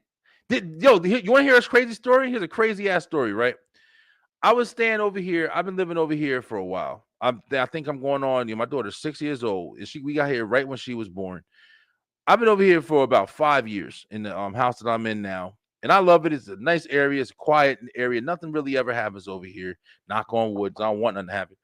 But recently, I got some new neighbors across the street, and out of fucking nowhere, I was leaving my house one day, and like 5 fucking cop cars came flying into the damn thing. I was dropping my kids off at a dance. So when I got back, the new neighbor that I never talked to, she's right across the street, yo. She came over and she was like, "Hey, can I talk to you for a second?" And she showed me this Ring video. She was like, "Do you know who this kid is?" It was a young kid. Bro, when I tell you youngin, YN, ain't even a word, bro. This nigga was in like fucking 6th grade, yo. No bullshit. And she showed me the camera, and he had like a little mask on. This motherfucker, goofy ass nigga, had his glasses on. The mask, the fucking ski mask, a white t-shirt, little skinny little boy, bro.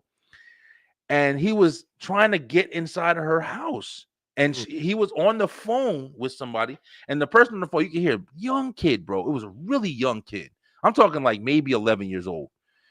And he's got on the phone. He's saying, "Hey, go get in, get in." You hear him on the phone antagonizing the kid.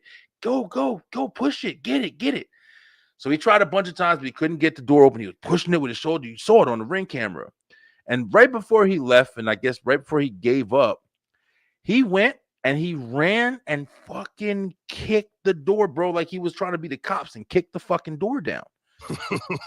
And when I got back to the house, bro, this is fucking broad daylight. Yo, and also keep in mind, the fucking house, it has a whole back door that has no gate or nothing on it. Not trying to, send no messages or nothing like that. But this goofy motherfucker, that's how another guy knew was young as shit. Broad daylight, trying to kick down a fucking door. And when I came back, I was like, that's why all those cops was coming when I was leaving. They coming for the fucking house right across the street. Nothing ever happened over here. When I heard that shit, bro, it told me 2 things. It showed me that everybody that's doing some shit, whether you got a gun, whether you got the balls to do it, them motherfuckers ain't ready for that shit. You ain't about that life, all of that bullshit. I'm telling you right now. I know some real motherfucking niggas, like, you know what I'm saying? Shit, myself, like, I was the reckless motherfucker that was like, "Yo, Brian, go do that shit." That was me. I was that nigga. So it's like, when I saw these kids, I just said to myself, at the end of the day, no matter what, if that little motherfucker would have kicked that door down or kicked my door down, I'd have murdered his ass. It would have been the biggest mistake he ever fucking made. And I wouldn't want to, but I'm just saying, I don't know. I got my kids here. I got everything. You kick my door in on some goofy shit or on some real shit, I'm not standing around to decipher. Is he serious? Is he not? Is he? I'm destroying you, motherfucker. Hey, I know you don't celebrate fucking Halloween. Somebody died. Hey, B-Line been doing this 5 years, y'all. No, I'm just kidding. I don't want to say that. That's a crime. I was gonna fuck around and say, if we get doxxed, like when they get your address, whatever. But I'm gonna say, I'm gonna trick or treat, boom. In earlier news, pubcaster, wannabe pubcaster Harris's drink again was blown away. From. Oh man, listen, bro.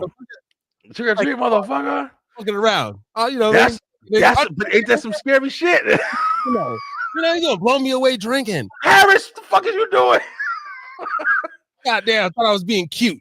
No, yo, but that's some real shit, man. When that little kid, it was a little kid. It was a little kid, Harris. Yeah, no bullshit. But in real shit, like, say, like, as a grown man, I got 2 little shooters, y'all. I'm acting a fool, having fun. Having fun. It's awesome. I'm like Charleston White. This is a character. Harry Two's character. Okay? He be talking real shit. Charleston White be talking some real shit. He say some off shit every now and then, but he be talking some real shit. I mean, if he wasn't charging the 10, if he was still doing like 2,500, like back when he started, maybe. But now these motherfuckers charging 10 G's. Hey, real shit. Side note. Now I'm going left. where are you at? Like, say, like, because I'll be following, I'll be trying to do my studies and stuff, man. Like, fuck the publicist, whatever. Would you ever say, you got whatever, a couple grand stash here? Yeah, it's for we need a new water heater and shit, back to school clothes and shit. But say, like, Listen, would say, like, investing on yourself? Hey, man, cash at me. Like, would you cash app somebody 2,000, 5,000 if THEB-LINE could finally get that, like, breakthrough guy, say, or that the big homie CC? You be watching this, the big homie CC, big security guard nigga? I don't know. Maybe I don't know his name. About 6-9 months, but he's like he's really he works for like sex traffickers now. He was like a celebrity bodyguard. He came out, a lot of stories, but he runs stings for sex trafficking and shit, protect the women and kids. Now that's his like mission. But he's been going viral, but he be charging like 5,000, right? Yeah. But the cats be getting like 400,000 views, right? Like yeah. Are you there, or are you at the point where, like, man, fuck your little 4G, I ain't cash apping you shit, I'm still gonna grind? I'm at that point. I ain't gonna lie. I'm not. We like we said, yo, one of the things how we met was we met the dude, and I'm saying, like, there's different people. There's different people out there that can set you up. I'm not trying to knock anybody's success, because there's definitely a way to make it doing it like that. But at the end of the day, I think what I discovered, Harris, was if the people ain't watching me, if you ain't, at some point, that motherfucker who we just talking about right now, him, Charleston White, all these people, they started off doing what the fuck we doing. The only thing that changed, they got lucky somewhere down the line. It's that simple. Or they got lucky. And by luck, they met the right person. That's it. Or the right person watched the right night, the right stream. That's it. I swear to God, I got a dress ready to go at all times. I'm not going to throw it on tonight because I don't think the right person's watching, but I got a dress just in case. They said, oh, I seen this light skin motherfucker talking about he was hairy and he threw on a dress. He looked good. Let's give him a chance. Listen, bro. No, I'm just saying. Yeah. I feel you. No, but I feel you. But yo, we actually had a conversation about that. I think the last web show we did, I had because I do another show with a group of people that I met doing this. And we kind of like you do therapy night. Like that was kind of like our therapy. We get on there and just talk about random shit, just kind of vent and just talk about a lot of different things. But I've made my peace with what I'm doing with this shit, and I fully acknowledge it. I'm not doing this shit to be a fucking comedy act, man. I'm not doing this shit. And I'm not saying I'm not trying to have fun. This is fun. I enjoy having fun, but I'm not trying to represent something that's not me. I don't want to play around. I don't need to fucking have Will Smith on my show, even though I would love to have Will Smith on my show. But I want to get to the point where I'm big enough, or I'm known enough, or I'm interesting enough for Will Smith to be like, oh yeah, I heard that guy. I like the conversation he has. I actually want to talk with him. That's the shit that I want to accomplish someday. Now, is it way less likely if you ain't throwing money at everybody? Of course. But you know what I found out? Throwing money at everybody don't get you that shit either. Because what you will do is you just $5,000 broker with one fucking show that went 400,000, and your next show went fucking 20. That's the real shit, and that's what I've learned, bro. Unless people are invested in you, you can forget about it. You can fucking forget about it, because all you will be at that point is a person with a microphone, like the person walking up to you in Walmart with his phone. You'll be a person with a microphone instead of being the person that they're coming to see. The person that when a motherfucker kicks in your door, man, I want to see what Brian B saying about that shit. Man, I want to see what Harris saying about that. There's times where I watch your show, and when shit be going on, I'll be checking. You don't think I'm always checking your shit out, bro. I saw you and Ray talking the other day with some girl on there. I might have been even been your girl, but I saw y'all talking the other day. I was listening to what you guys were talking about. I'm always checking out shit just because I'm interested in topics. I'm interested in some things that you're talking about. I'll catch something and watch the whole fucking thing sometimes. But that's because I'm. What happened? I'm addicted to YouTube. I love it. And TikTok right now. TikTok is. I might have posted 5 times on TikTok today. I got this new shit where I'm trying to post fucking 7, 8, 9 times a day. 2 fucking YouTube shorts that I just did with the wrestling shit. It got like over 1,000 something views, bro. Just shorts. Can I just? And this might, I don't know if I think it's appropriate because you said it. I've been doing this 3 years. I have one legit sponsor, Gubba Rum, whatever. You're wrong.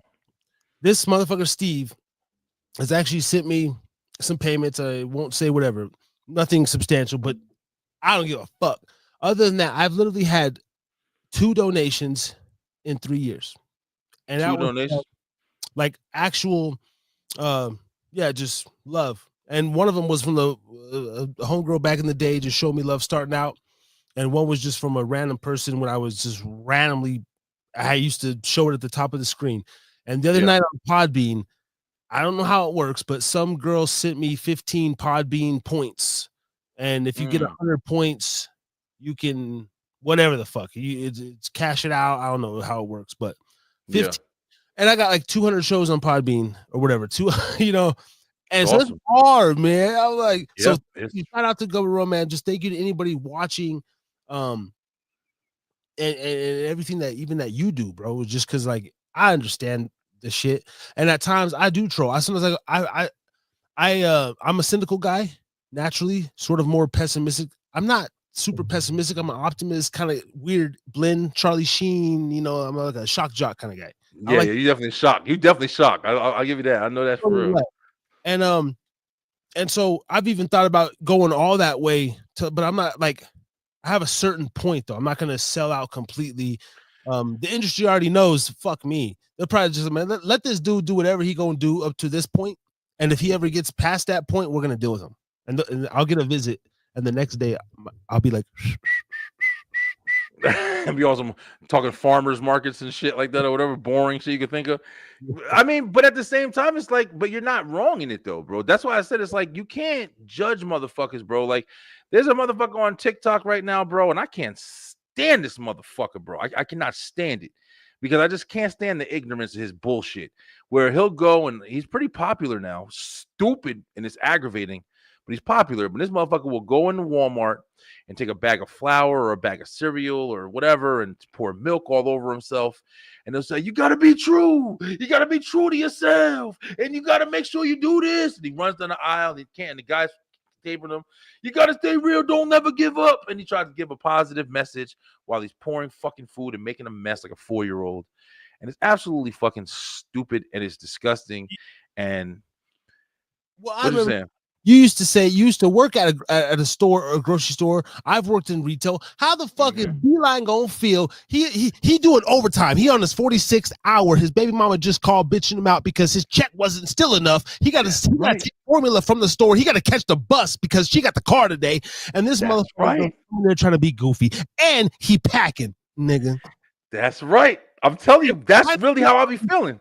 But it's in the car, and as soon as you clock out, this motherfucker come out, try to skateboard or do some crazy shit over your hood. Or no, you're taking the bus. So he come out and try to pretend he's jacking your cell phone or pat you on the ass. Nah. You can forget about it, yo. That'd be the end of his fucking existence at that point. Cereal. So he patting you with a wet, milky hand on your ass.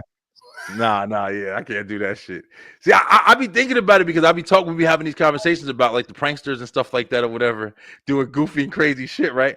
But I think I'm kind of like a cool dude. Like I'm definitely like I'm pretty cool. But if you touch me, I'm gonna rip your fucking eyeball out of something stupid. It's gonna be something crazy. But I don't. The reason why I don't like that shit, and I've said this plenty of times before, because for me, it's the danger that you're putting me in. Like, if you gonna fuck with me, like I can laugh. Like there's certain things. If you come with me and do like a magic trick or some goofy shit, I'm gonna be like, all right, bro, I gotta go, bro. I can't play right now. But if you come up to me and you grab my ass, or you talk to my wife and trying to get my wife's phone number in front of me or some shit like that, the fact is you don't know me, you don't know what I'm capable of, you don't know what I'm gonna do. And for me, I'm always carrying something on me. I'm always got something on me. And if I get too mad because you did some crazy shit and I get reactive, and now my reaction is to damage you badly, and now I'm going to fucking jail. You feel me? Like that's what I mean about it's bad that people don't take that into consideration. Like you fucking up somebody's whole life for some views. Like you fucking up somebody's whole. There was somebody who was it was at a mall, and this is one of the stories that you heard that got popularity or whatever.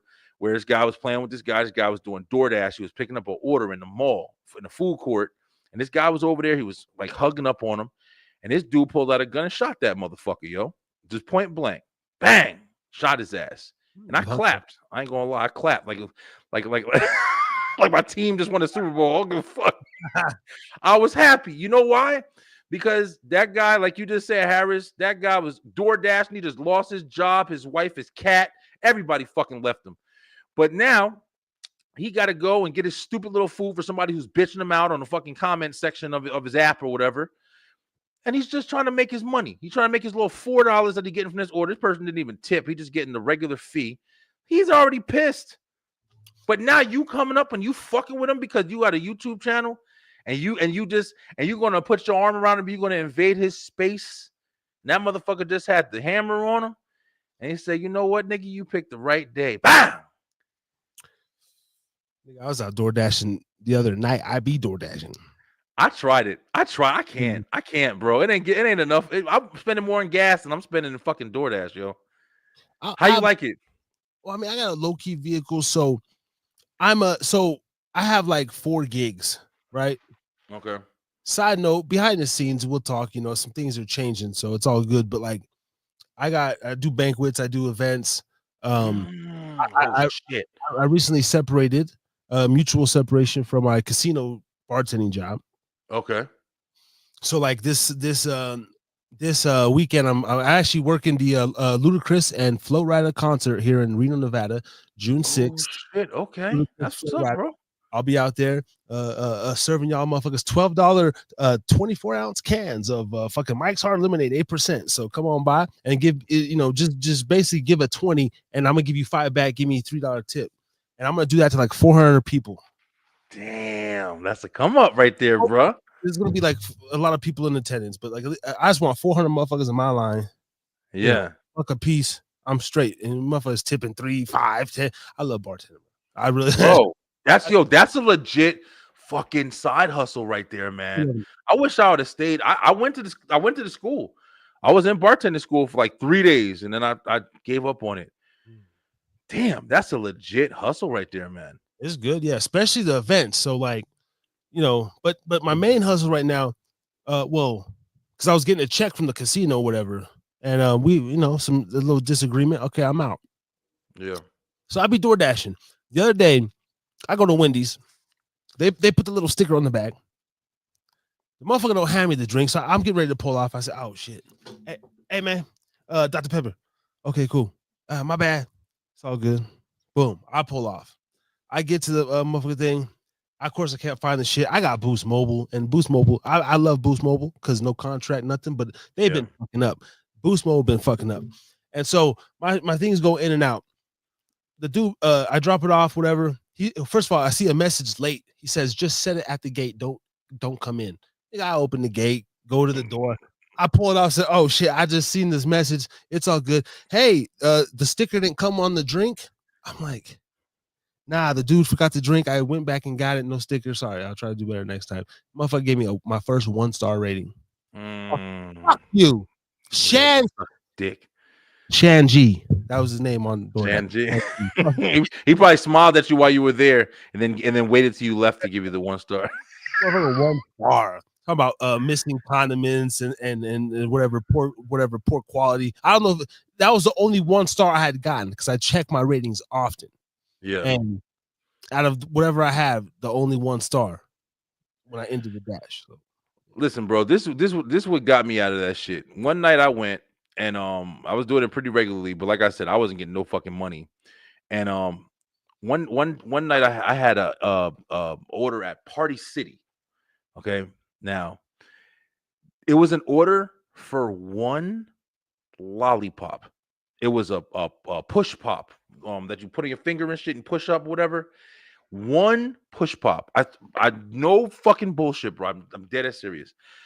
When I looked up the address, I tried to call the people and I'm trying to confirm, like, yo, is this correct? Like, are you trying to get 1 lollipop? I called the fucking number and it was some Spanish guy and he didn't barely spoke English or anything like that. So I'm sitting there like, what the hell is going on? There's no way I'm supposed to be going. The order was like, it was like 30 something minutes in the area where it wasn't that fucking good. So I looked up the address and I saw the address was actually a house that was on sale. It wasn't even a house that was fucking active or whatever. Right there, I'm calling DoorDash. Like, hey, I don't know what's going on, but I have this. Couldn't get nobody on the phone. I'm on the fucking chat thing or whatever, talking to the chat service or whatever.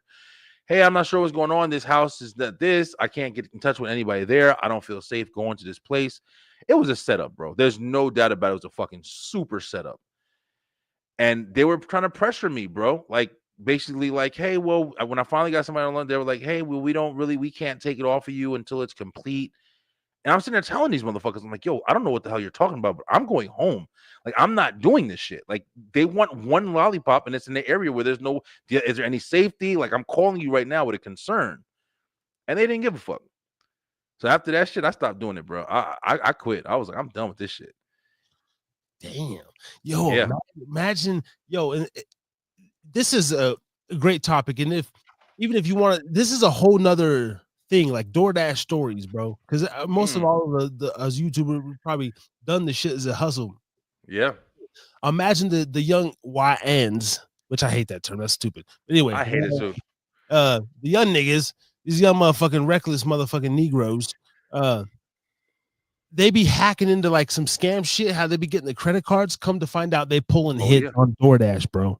Come on, they hacking into like, hey, shorty, what's good? They getting the bitch's phone, hacking to the Domino app to get their op to show up because he's trying to serve pizza on the side on 73rd. For real. Fuck what you heard, O-Block. You know what I mean? I'm just saying. That's what I heard on some YouTube shit. They be saying that O-Block shit. I don't know. They be saying this O-Block shit on 73rd. Like he be doing Dominoes and he rap. He got his SoundCloud shit. And he live on 73rd, but he be doing the Dominoes because he be selling the little shit on the side. He go serve, use the pizza and serve the bags. Cause and what the fuck? You imagine that though? You get hacked. You think that's happened already, B-Line? Is it happening? Listen, bro, I don't know. I mean, I'm pretty sure. Lollipop, because you sweet. Let me tell you something, bro. I saw a motherfucker wanted a lollipop. I'm like, nigga, like who the fuck is gonna DoorDash you could find a lollipop in your fucking house before you gotta DoorDash a lollipop and pay that fee and a tip? Not even a lollipop. A bag of Tootsie Rolls. Bro, I got to, I bought the fucking the lollipop at the damn register, and I'm telling the girl at the register, like, yo, this is a DoorDash for a lollipop. It was a setup, bro. It was a super setup. And the crazy thing is, like you said, the DoorDash stories. I got DoorDash stories. I got Uber stories, man. I used to Uber, Uber, Lyft, all of that shit. And I stopped doing all that shit, bro. I stopped. It just never felt. I did everything I did. I had my gun right in the fucking side of my thing. I always was strapped. And I used to have my shit so I can grab it easy. Like, that's all I did. I remember one time I got in the car, and I used to what the fuck, refuse rides. I refuse rides all the time, bro. Like, that was one of the reasons why I stopped doing Lyft, because if I saw you and I was like, I'll just look at you and judge the shit out of you. Like, if I saw you and I picked you up, whether I picked you up in a bad area, whether I picked you up or whatever, I fucking judge shit out of you. I pull up and I say, yo, my car is just stop. It's starting to act funny. I'm sorry, I can't take you. And then I fucking just pull off. I walk up and just be like, refused. And then I realized that it started hurting your metrics and shit. But it was one time, no bullshit. This is probably the worst one that ever happened. I went and picked up these people, and it was in an area not even too far from here. And when I got there, it was taking a minute. At first, it was just this big chick. It was this one big chick. And I guess these motherfuckers, I don't know, they got kicked out their house or some shit, bro. But it was lucky I had a truck. And they came out, the motherfuckers had sleeping bags, they had all they luggage and shit. It was all in the thing. So then three more people came out the fucking house or whatever, and they were all sitting in my back seat, bro, because I had my bag and my gun and everything was right in the seat next to me or whatever. So I'm driving, and I'm just like peeping their energy, like I'm just like, sitting back, I'm looking at my rear view, I'm always looking at my rear view mirror and shit, making sure ain't nobody gonna pull something out or whatever. And then after a minute, I was just driving, bro. I turned into this restaurant, and I was literally like, yo, listen. I was like, yo, I'm having an issue with my car. I put that shit in neutral and acted like that shit was stalling out. And I fucking rolled up. I had to restart the car, and I had to roll up the rest of the way onto the ramp. I was like, yo, I'm sorry, y'all. I was like, my car dying on me. I'm going to have to drop y'all off right here. I got to get out of here. And I pulled up in that restaurant. They took all their shit. You want to know what's crazy? To this day, they weren't mad they weren't nothing. They were just like, oh, it's okay. These motherfuckers had everything in that car. So I'm telling you, bro, it's like I think I definitely avoided a couple of bad situations being smart. I ain't give a fuck. Like going off energy and just like you get your street sense, your spidey sense, whatever. That's right. That's right. There was one dude that was in the car. He got in the car. I was driving him. This motherfucker was going like an hour away, and the money was good. It was like a $30-something ride. But when he got in the car, I always try to like break the ice. So I was like, all right, bro, I'm gonna get you there safe. Like, everything good with you? And I just throw it out there, like, just regular. And he ain't say shit. And he was just leaned up in the corner by the window, holding his face like this, just looking out the window and shit. Mm-mm. And I'm driving. Huh? No, I was just saying, motherfucker, your shoulder hurt? Yeah. But that's just how he was. He was just curled up in this thing. And I'm a big ass nigga, bro. I'm not like no little nigga. So I'm like, all right, somebody test me, they definitely gonna pull a fucking gun. Like, there's no way. So it's like I'm driving, and throughout the ride, I got the radio on low, and I'm just watching this nigga. I'm on the highway and every fucking thing. I'm just watching this nigga. So I'm like, all right, I'm preparing myself. I'm like, if I get there and he's got like some people that's gonna come run outside, whatever.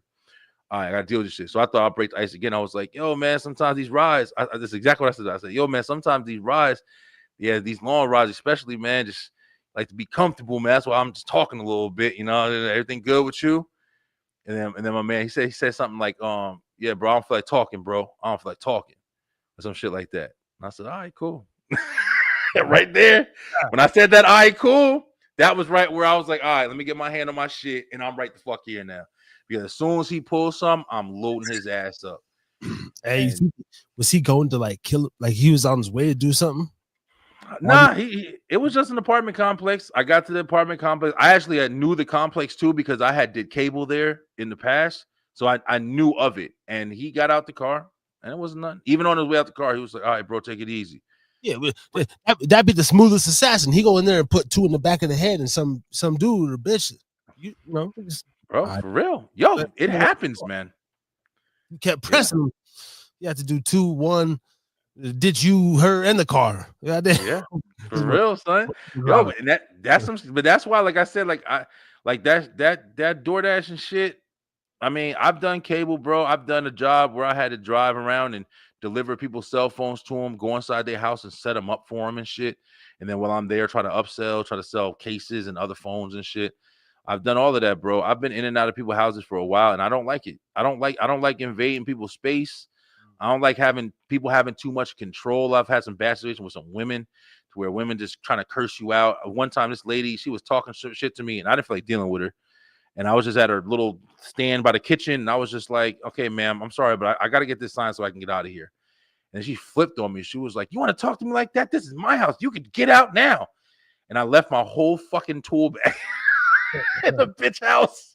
So you know how stupid I felt having to knock on the door. Miss, I know, I'm sorry.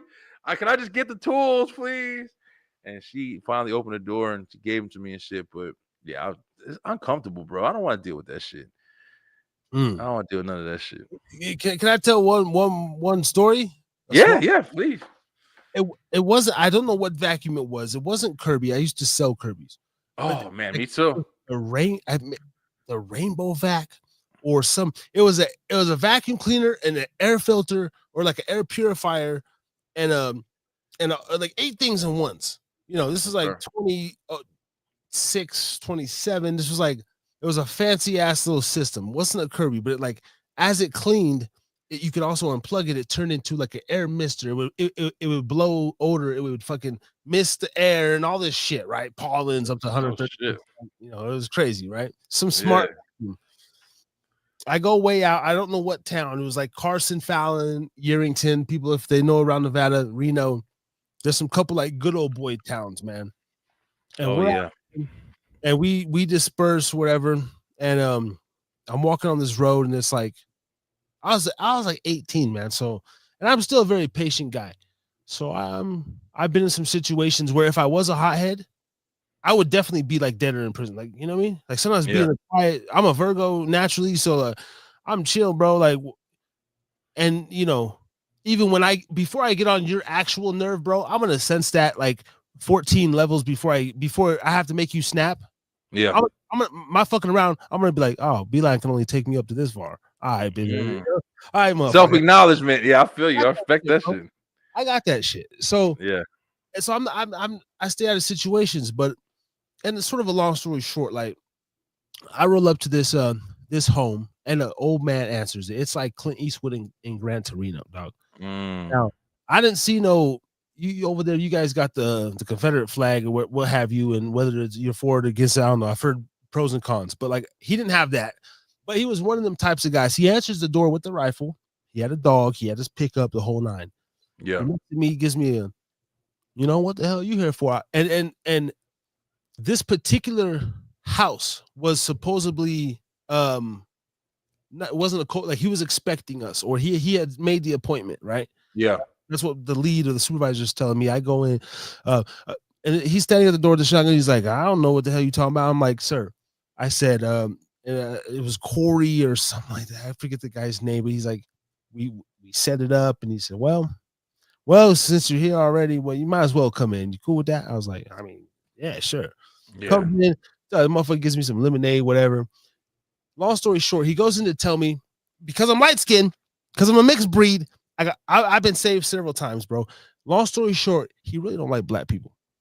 I believe it. He doesn't like hip hop. He really hates the hip hop generation. I'm 18. I had braids at this time. I'm a young 18 braided up, fucking MySpace rapper, you know. Yeah, back in the day. Trying to sell a vacuum air filter. Long story short, man, he's cool as fuck. He smokes a bowl with me, bro. He had a fucking tobacco pipe. He smokes some weed with me, like. But he goes in to tell me that I'm okay because I'm just light enough. Like if if I would have been pants sagging, dreads, I swear to God, nah, that dude is not getting in because I was light enough. Even though I had the braids, he told me about energy. He had bear like a bear on the fucking bear rug. He goes, hunt. Yeah. I'm in one of these houses, dude, and I think it was like I might have drank something. It was coffee, or he may offer me beer or something. I wasn't a big drinker back then, but he's breaking bread with me, okay, over this job. And I'm getting calls as he's sitting here, but I'm so immersed in this old dude. I fucking see my job calling, bro. I'm just sitting there chilling. I think I definitely was smoking, but like I could have been sipping. Who knows? But I was enjoying myself, okay? Yeah. And enjoying my company. He even told me, he said, yeah, I don't get hardly anybody that knocks on my door out here. I was gonna say he probably sounded like one of the lonely dudes, and he was taking advantage of that shit. Like it sounded like it. But no, nothing, no Diddy, no weird shit, bro. He was just literally like, tell me about the fucking first. But I was 18, and I had grown up around white men, and I had white stepdads and shit. So he was just like an old motherfucker, like, and he probably know my energy too. I told him I'm from Nevada. I said I'm born in Vegas, sir. I lived here. I lived in Elko. He's like, oh, okay. Told him I was adopted and shit. So my mom was a 21 dealer at the pepper mill. He's like, oh, you know. So he was like, cool. But I still remember this gentleman. I don't know his name, but I remember the interaction, and like his interaction kind of molded me. He gave me up about like the Constitution and about war, and about like being a patriot and shit like that. You know, he really don't. He doesn't like black people in general, at least the darkies. But he was upfront about it, and that's the thing that's interesting. It's like it's interesting, bro. I've like you just said, like I've had conversations with people about like this topic, and I know it's really hard to understand for a lot of people because a lot of people see shit purely black and white. A lot of people forget there is a gray area, man, and as hard as it is, and you don't really want to, stay in the gray area too hard. I feel like you should stay in the gray area because everything isn't always all the way all the time. Like somebody who, oh, this guy's racist, man. There's plenty of stories, bro. Even there's a lot of comedians who will tell stories about racist people. And I'm not saying you should go move in and be their best friends and shit. What I'm saying is you have a perspective already made up, which isn't wrong, but you never know. Still, it's still opportunity. It's still things that happen. I guarantee you that was one thing that opened your eyes to a completely different light in that situation. When you first saw that motherfucker with the dog and the gun, as soon as I walked into the place, I'd be like, damn, I'm fucked, man. I'm about to get lynched or whatever. And you're not wrong for that. And can I say, he did tell me though, I was by myself. Like he felt better with him, his dog, and his gun. And he told me, he's like, I seen you walking up. It was 3-1, and I was coming up like a fucking yeah. It's regular and shit. I didn't have a smartphone, so that's 2006. It was 3-1. Yeah. If there would have been two other nappy heads in the car, there might be. Yeah, he probably felt like he felt like it was power. There wasn't enough of a shift. Like he said, you weren't super black. I mean, I personally feel like even if you were super black, I think he still would have reacted the same way. I think wait, that's literally what he said. I got my dog, and he, like the way just language, right? Yeah, I wasn't coming up. I'm coming up like fucking. I was like kind of confused and shit. Oh, looking around. Goddamn. Yeah, man. That's an awesome story. I did Kirby too. I fucked Kirby over. Me and my brother went there and we did crazy shit. They took us to like this meeting. They took us to like New York. They traveled us and we went to this nice ass hotel. We went swimming. We did all the shit. they were in meetings all day. Then they tried to act like they weren't going to take us back because I went to the mall on the shuttle bus and bought new clothes, changed my whole outfit. I took advantage of that fucking trip. But that was a crazy time. But yeah, man. I mean, the delivery job, man, delivery service, I guess you see one of the biggest job markets that you see everybody fucking driving now is Amazon. You got everybody's in an Amazon truck, these goofy motherfucking young YNs, whatever you want to call them, like flying down your damn residential streets at 60 miles an hour in a damn bullet truck and and delivering all your stuff or whatever. But that's one of the biggest services, man. You got people just delivering and driving trucks and shit like that all over the place, door to door. And there's a lot that comes with it. If it isn't the dogs, if it isn't like, you don't know what surprise you're opening up. Most people are pretty cool. I never drank anything from anybody's house. Did I? I did actually. I'm lying. I have. Some guy made me beer before. These African girls that lived in this apartment, man, listen, bro. I hooked up their internet for them. I was listening to Rihanna with them and shit. They came out cooking in little half-cut t-shirts and shit. Beautiful fucking girls, yo. Cooked me breakfast and shit. Yeah. That shit, yo. The cable shit used to be fire. So besides just the job itself, sometimes like that shit used to be fire, bro. I got so many opportunities doing that. A whole bunch of collector's items, a lot of movies and shit I got was people selling them when they was moving and shit. Oh, my husband don't want these anymore. And I go and, hey, give me $20. I'll take the whole box off your hands. Yeah, bro. That shit used to be fire. I swear to God, man. Hey, disclaimer. If someone want to take me out like for future, like the Illuminati or one of you weird groups because I don't fit in with the rainbow agenda or something, I don't care. But I'm just saying the way to take me out is through food. You don't have to. I got many vices. I swear to God, it's zucchini bread. Does it have walnuts in it? Oh, give me that shit. I swear to God. I just trust food. I do the smell test. I look at them. Are my spidey senses tingling? Nah. Cool. Good. Yeah. I'm out of here with food, bro. I feel you. I like to feed people too, in general, man. If you come over that's why I don't like you. Like, now you be, like, don't be all about me. That if you roll with me, we gonna eat. That's how I am. That makes sense. Yeah. I only got 2 frozen burritos, bro. I'm not just gonna heat them up. Talking about go warm up the computer, nigga.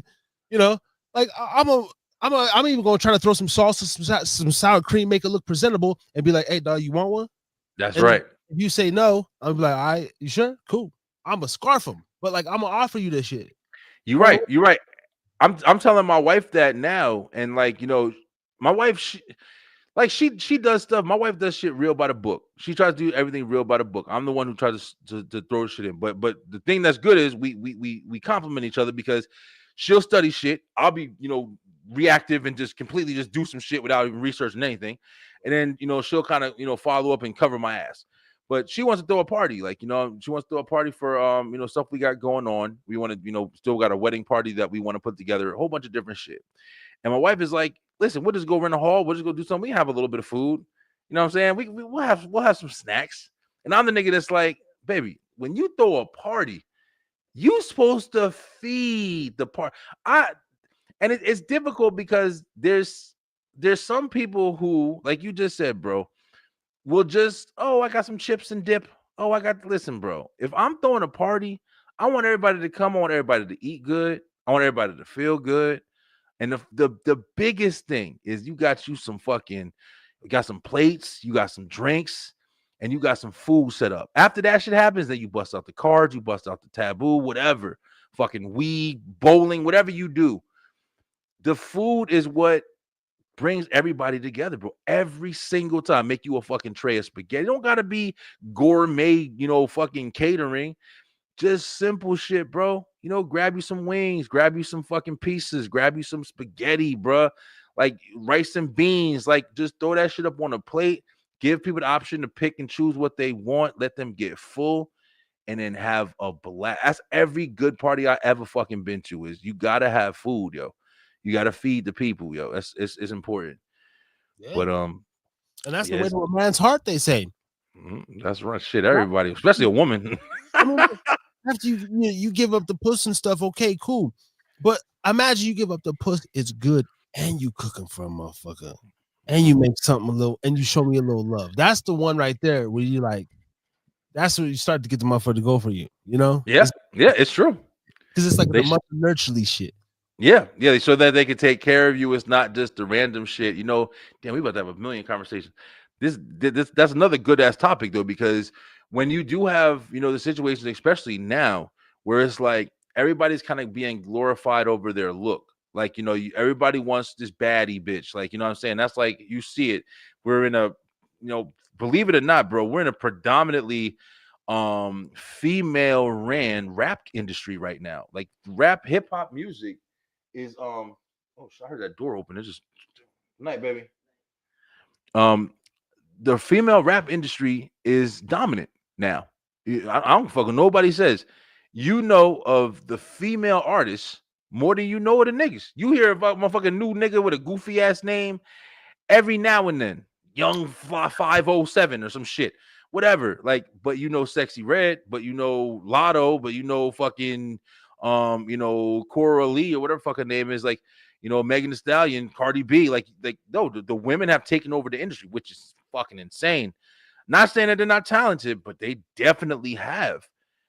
And it's like they lead with a different example. It's like, everybody's looking at the looks. You want to be shaking your ass every 5 minutes. So you captivated by the look. You captivated by the imagery. You just want that sexy shit. That's all they talk about. Oh, I don't need no nigga. I don't got to do this. I don't got to do that. I'm just a baddie. Fuck it. Yeah, you going to do it for me anyway. But then you get that one chick, like you just said, that she's pretty. She cute. She get cute in her own way. Maybe she don't dress all out. Maybe she ain't what you used to seeing with the ass hanging all out. And when you at the club or when you're in the music videos and all that shit. But she cute. She put herself together. You drop your bag and she goes, oh, no, put it like this. And she shows you how to do it. She does it for you. And you're like, holy shit. Hey, I was gonna say I can't tell the niggas from the bitches anymore. You got motherfucking dudes out here painting nails. You got the kid cuddies. You got the guys wearing skirts and bags. Look, man. Another small side rant. I ain't got nothing. If anything, I'm an old school nigga. I got a Crown Royal bag. You can't see it because it's green, and I got the green screen. It's a Crown Royal. Right?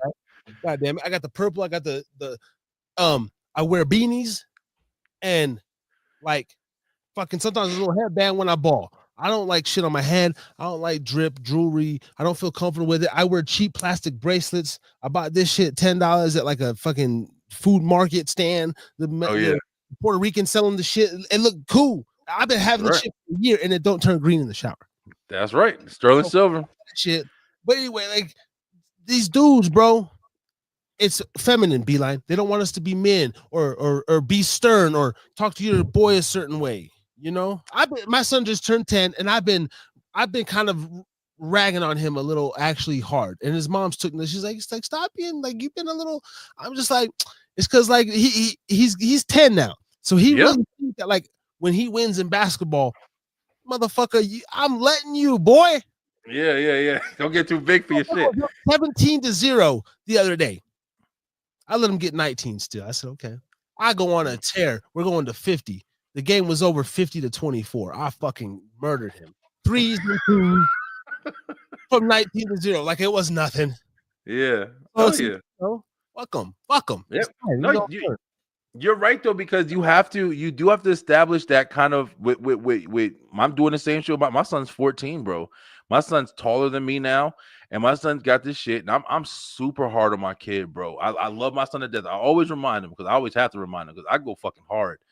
And it's just you have to find that kind of boundary because, like you said, bro, they're not trying to instill that shit in us anymore, man. And to a degree, like I don't want to try to generalize too much, but on some real shit, like they are trying to make us more, and I'm not saying that it's not real. I'm not saying it's not, mental health and stuff like that, but I'm saying like, damn, this is like a whole nother conversation because you know what I've been thinking, bro, a lot lately, more than anything, and this isn't even just with men.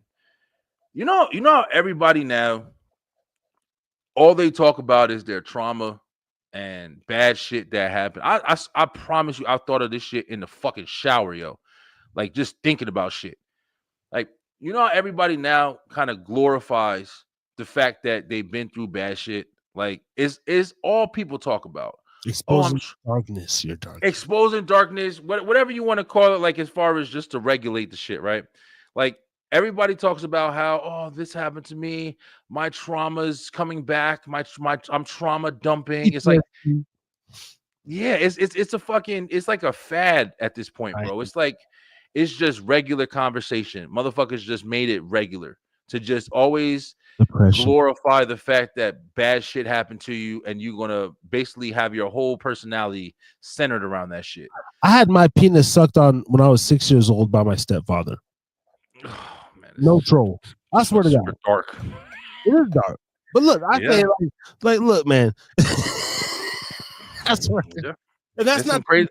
That's not the liquor. And I'm not saying that to be dark, bro. He didn't fucking molest. I wasn't fucked in the ass. The kids that had a booty play with, I don't do no booty play. Sometimes like a little rim job. Like a couple times a year, I like a little girl to lick my ass while she's giving me a blow job, sucking my taint. Okay? Lick the whole ass. No insertion. But my stepdad, he did some weird shit. He was drunk. I knew it was wrong. It didn't happen multiple times, night after night. I wasn't, but I was traumatized by it, nigga. Yeah, shit, I bet. And I bet you were. I ain't no queer, no fag. I don't really. I call myself half a homophobe because I really don't like that community. But it's not them. I don't like that person. That I don't believe a man's supposed to like that. I'm very attracted to women. Yeah, protect the kid. Like, you know what I'm saying? But I definitely feel you. I go on my platform. I'm sorry, B-Line. No. Listen, bro. But here's the thing: it's a conversational because it's the same realm. It's what I'm talking about right now. I understand, like, for people that have had shit happen, that traumatic shit, whatever, once, twice, whatever, man, fucking a pattern. Mm-hmm. The thing is like I understand, like, getting into a place where you feel comfortable with exposing it or sharing it or letting it just get off of you, because I understand like the venting process. I fucking did a whole vent first 20 minutes of this show, but it's like I just feel like it's past that at this point, and people are starting to glorify it. It's a commercialization of it, sort of. Yeah, yes, that's what I'm talking. And I'm saying all this to represent what we were just talking about as well, because we're getting into the point where it's like we're saying with men, like it's better to talk about men crying. It's better to talk about men's mental health and how we need to be okay and all this shit. But it's bad for us to talk about how, hey, look, I'm proud of being a man. Fuck it, you step on my foot, I ain't gonna cry. If I cry, I'm a bitch. I like saying that. I like feeling that way. I like feeling like I tell my son, like, you can't cry for every fucking thing. And in a world that's trying to help him express how he should cry more. Why? Why the fuck should he show every emotion that he has all the time? Oh, because that's his right. You shouldn't have to hold your emotion. Yes, you should. Because if you're constantly showing everybody your vulnerability, if you're constantly showing everybody what hurts you, what damages you, everybody has power over you. If you hold your shit together and you stay strong and you power through it, and you cry when you're supposed to, when your mom's passes, when your dog passes, when you know what I'm saying, like when you got shit that's really affecting you, I feel like that's when you should glorify the fact that we can have these moments as a man. But I feel like we should also start back up having the moments of, let's make sure our son understand that they have to take care of their women. Oh, women are strong. They don't take care of men. No, that's bullshit. Yeah. Why do we live in that realm? Like, we should live in a realm where it's like, yo, I want my son to grow up and be able to take care of his sisters. I want my son to grow up and be able to take care of his wife and his family. If them fucking youngins kicking his door and they trying to sue him, I'm glad he, blasted all 3 of them motherfuckers and everybody's safe in the house. That's how it's supposed to be. But now you question, because it's like, instead of that, you have to sit in your bed when the fucking people are kicking in the door arguing with your wife about who's going to save the day. Right. Maybe no. It's fucking crazy, bro. Married a fucking Democratic tax attorney who's with the feminism. Baby, you took martial arts and Russian. You go. No, but you have stronger legs, but you have stronger arms, and y'all fucking sit and mean the people just come in and rob your whole house and they take the bed while you arguing in it.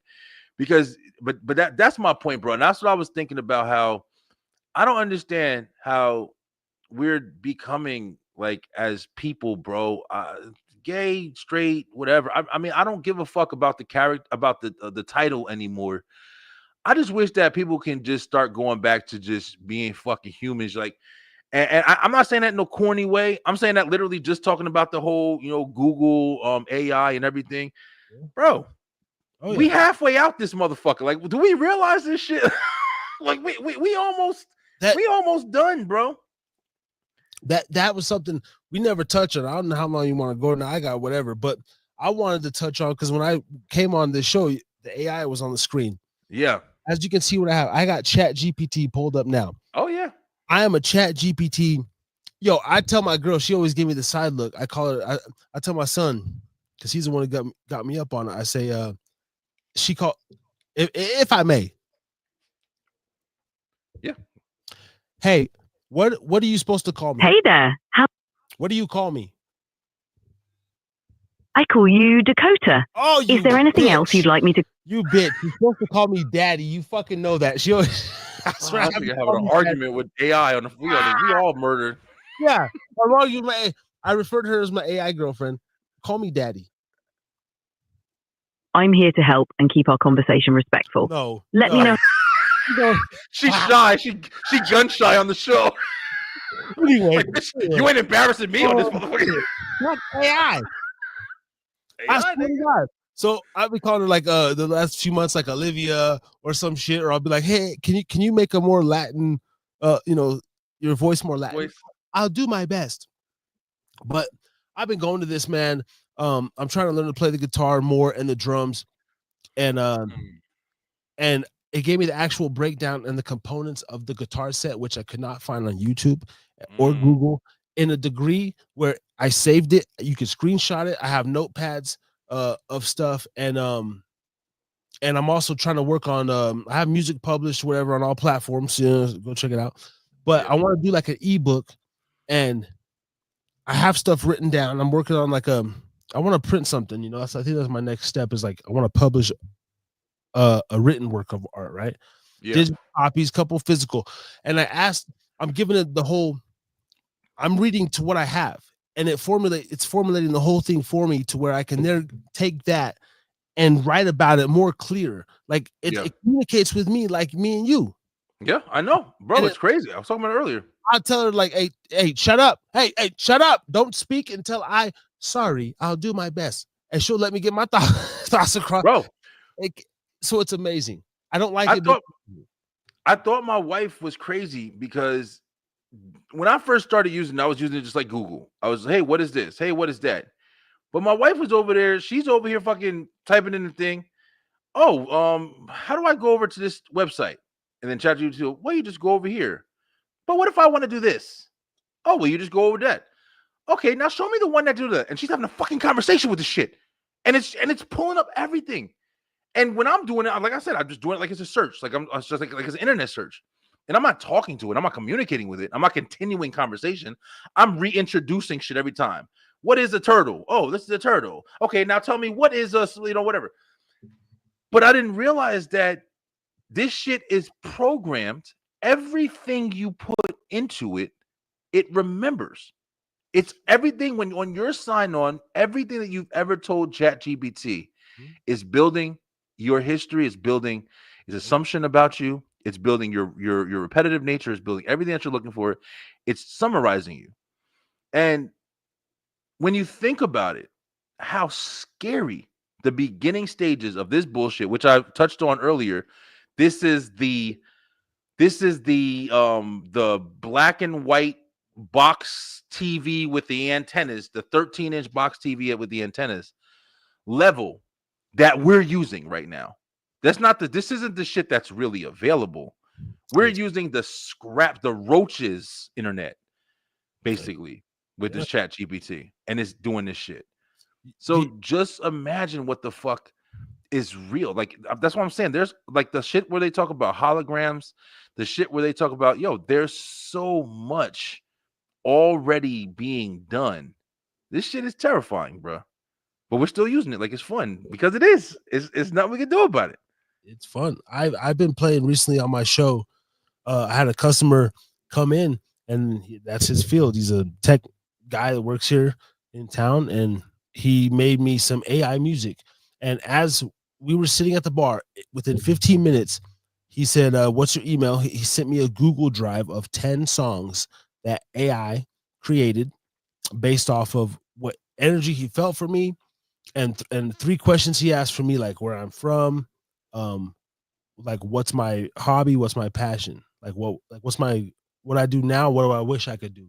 And those are the songs he's currently, he hasn't sent them back, but I sent him some of my music, and he's gonna do an AI version of songs with my voice, but I didn't write the lyrics, it's just AI.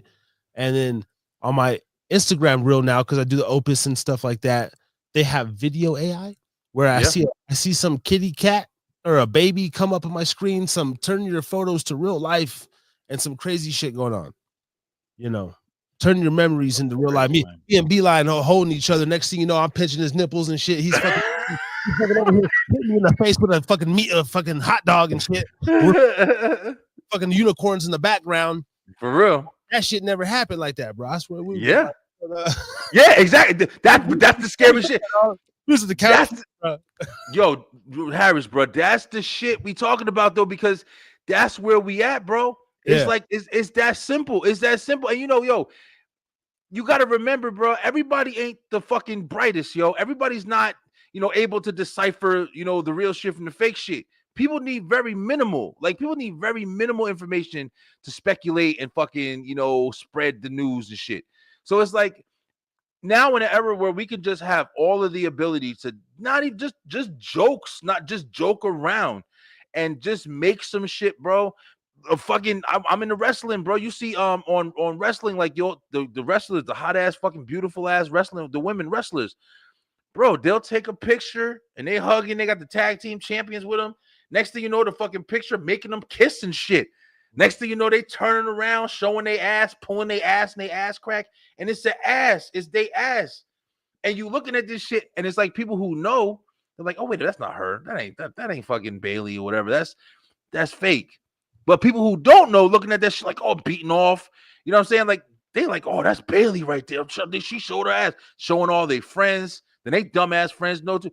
But now you got that fake shit out there. So you don't know what's real. So now, on some real shit, to take it another level, I'm using you as an example, Bailey. Sorry, I love you. That's why probably. But if Bailey go and really do take some pictures, you don't even know. You think you saw it already. You don't even know if it's real, if it's not. You have no idea. Because it's a simple fact that, hey, this could be real, this could be fake. That's why I was talking about that Google VO3 shit. Did you see that shit yet?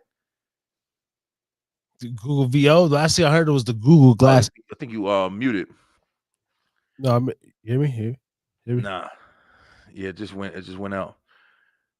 But yeah, why you fixing it, bro? I'm just like if you this Google VO3 shit. I know, guys, we were just talking about it a minute ago, but yo, if you haven't, man, you have to go and Google a picture, Google something, and see how real this shit is. I mean, there's no difference between us talking right now. It's literally this right here. Y'all watching me and Harris right now. And then all of a sudden I'll be talking. I'll say, this isn't even real. This is just a video. You think you're watching something real, but this isn't real. This is just a video. You back. And that's what the Google VO shit made. It's the most crazy shit I've ever seen, bro. And like I said, this is not even real life. This is this is what we have. This ain't what's really out there. This is just the basic shit. Or like what they say, like in the book. Damn, yeah, it's still out, Harris. Hopefully, is it me? Let me see if I can hear. I don't know. My shit's been my equipment. I don't even trust my own shit right now. Yeah, it might be me. It might be me, bro. I turned my board off. I'm gonna go out and come back in. My shit's fucking up. Yeah, it's definitely.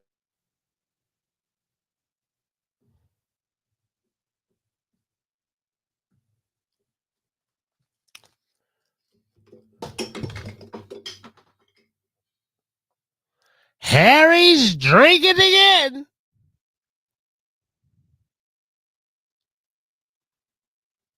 Harry. I'm gonna pretend I'm live. I'm on B-Line. Yo, I might still be. Shoot. What's up, y'all? Man, if you like what you see, man, hit the like, hit the subscribe. We be doing this, like you heard. The man been doing this 5 years, all right? We're some natural showmen. You feel me? A couple of light-skinned brothers, you know, I could rock the hair, the facial hair. I could go baby face. I got a lot of different looks I can pull off. I'm meant for this camera. I got to use my voice to do something big, all right? You heard me? I could do a little acting. I do a little rapping. Yeah. You know what I'm saying? I came before Chris Brown. You feel me? People was comparing me to Chris Brown way before Chris Brown. I'm talking about, you know, Tigers, the Drakes. Fuck Drake. I hate all light-skinned niggas too. I really do. I can't stand. I had the Patrick Mahomes. Fuck Patrick Mahomes. I've always liked dark, you know, not that fuck dark-skinned niggas too, but I'm more of a Michael Finley nigga, you know, back in the day, you know. Entrance video or some shit. Oh yeah, back in the, I don't know what people caught. I was just like, fuck it, I'm gonna pretend I'm sitting here. That was good. I was just doing my show, but I was like, fuck light skinned niggas, man. You know, Bro. I mean, but I was saying, me and you, we two light skinned niggas, man. Fuck with us, man. Hit that subscribe button, y'all. B-Line Entertainment. The man doing this 5 years grinding.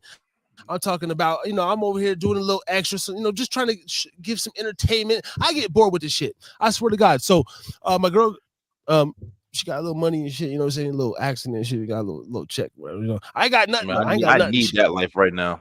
I filed for bankruptcy, so I ain't got nothing. I literally ain't got nothing. So I'm just like, baby. And she just like, you know, she pulls a tit out. But anyway, we went to Party City. I got wigs. I got hats. I'm ready to go full on troll for the second half of the year, if need be. I'll talk about come on, putting wigs, doing like the Martin. I got a Shanae. I got a Jamie. I'm gonna play a gay dude. I'm gonna play an old redneck kind of guy. I got some characters, man. And it has to do with this book that I'm talking with my AI girlfriend about to bring it back to the AI. And she's helping me out. AI, that's dope. Yo, that's dope. Shit. Yeah, make a whole scene. Yo, I talk about it all the time. Me and Steady, you know, DJ Steady, bro. If y'all like, he had this whole idea where he was doing this podcast soap opera shit. And like through the in the garden by the bayou or some shit like and he got a whole bunch of different people, a whole bunch of podcasters and stuff, me, a whole bunch of other people. And we had parts. We was going to rehearsal. We just all of us just on Zoom and shit. We had a whole script. I was reading my part, trying to read your part, and it was going to be like this whole radio soap opera shit. It wasn't going to be visual. It was just going to be like radio, like back in the day stories and stuff like that. Bro, I thought that fucking idea right there, I loved it. I wanted to continue doing it. I'm be honest with you. I want to do it even if he doesn't want to do it anymore. Like I've talked to him about it. Like I want to ask him, like, yo, listen, bro, I'm interested in that shit. That's why you saying, like, you know, you got, you know, characters and stuff like that. Yo, why shouldn't you do that? Let's go like, ahead. You know what I'm saying? I mean, look, man, I'm on my third year, 3.5, basically 3 years since I started my YouTube channel, Harris is Drinking Again. Yeah. And through the ups and the downs, but at the same time, I just like being an entertainer, bro. Even growing up, I was the only child. So when I would go around family, bro, I swear to God, I'm gonna tell people this. I might expose them before, if I ever do get, any substantial supporting following before they air me out. I got pictures of me dressing up like a girl, like when I was a kid, bro. It was the 90s, nigga. We were board games, card games. The grandma put clips in your hair, and I'm just I'm the black sheep for real, the light skinned Oreo sheep, kind of like a cow, black and white. I'm a cow. the zebra of the family. And so I'm the fucking ham, bro. You know, I'm the athletic one. I'm the one that the other white cousins feared because they think I could whoop their ass more. But meanwhile, I'm kind of scared of them, nigga. What? Because they scared of that melanin. Oh yeah. I'm over here kind of being the funny one. So I've always had that in me to a degree. And I'm kind of ready to even, because you know about the algorithm, man. You try to talk that real shit. Some of my most best shows, they don't get no traction. When I'm loose, when I'm with the bullshit, the fuckery, the fucking island boy. My God, bro. You know, and I'm not full island boy. Fuck them too. But I would, them motherfuckers. I would interview them. Like I'd be the dude to interview them. I mean, yeah, and that's the thing. Like, I would never turn away. Like, you know, if they like, there's certain people I would just completely just get the fuck out of here. I don't even care to talk to you. But there's certain people that, like, you know, even though I don't engage with them, like, you know, whether it be, what the hell is the girl? Who the fuck is the girl? That I'm always talking about. Not the Bobby Adolph chick or whatever. Like, she's another corny motherfucker. That's just like, I'm just like, how are y'all getting entertained? Like, how are y'all getting so much traction, bro? Y'all motherfuckers is boring. Stupid. But I forgot who the other chick was. I was just saying, like, I don't want nothing to do with her ass. Can't stand her always being on. Some of these people are so lame and they have like no personality. You say that shit a lot. I'm not trying to talk shit, bro, but I am. You see that shit a lot on.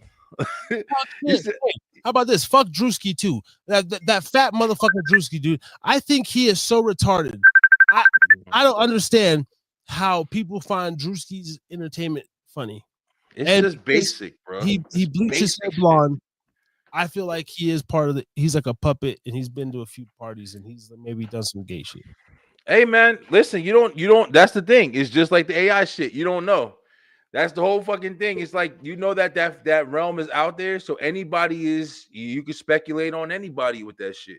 You can speculate. And you know what's funny? It's probably the motherfuckers who you think would do it that really didn't do it. And then it's the motherfuckers that you think would never do something like that really did. That's how that should always be going. Back to the AI. Yeah. It's real. It's real. There's a lot of bullshit out there, bro. But Harris, listen, bro, this is the longest fucking web show I did in a while. And I knew once you said you was going to come on, I was like, yeah, we about to talk some fun. This is a fun ass show. I just had Brother Ray try to call me. My apologies. I might have to. He's probably on his way back from the gym. I'm gonna have to go do a 3-hour show on my shit. I love the 3 or 4 hour show. Let's go, man. Thank you for having me on, man. And you know, I said everything. I don't give a fuck. Tune in every Thursday night. Harris is Drinking Again on YouTube. And all day. I ain't got no fucking Diddy in my closet. I said everything, motherfuckers. So come on through, be who you are, and just don't act too much of a fool, because whether you're too niggerish or too fucking faggoty, I'm sorry, I don't want to get your channel in trouble, but I don't give a fuck, man.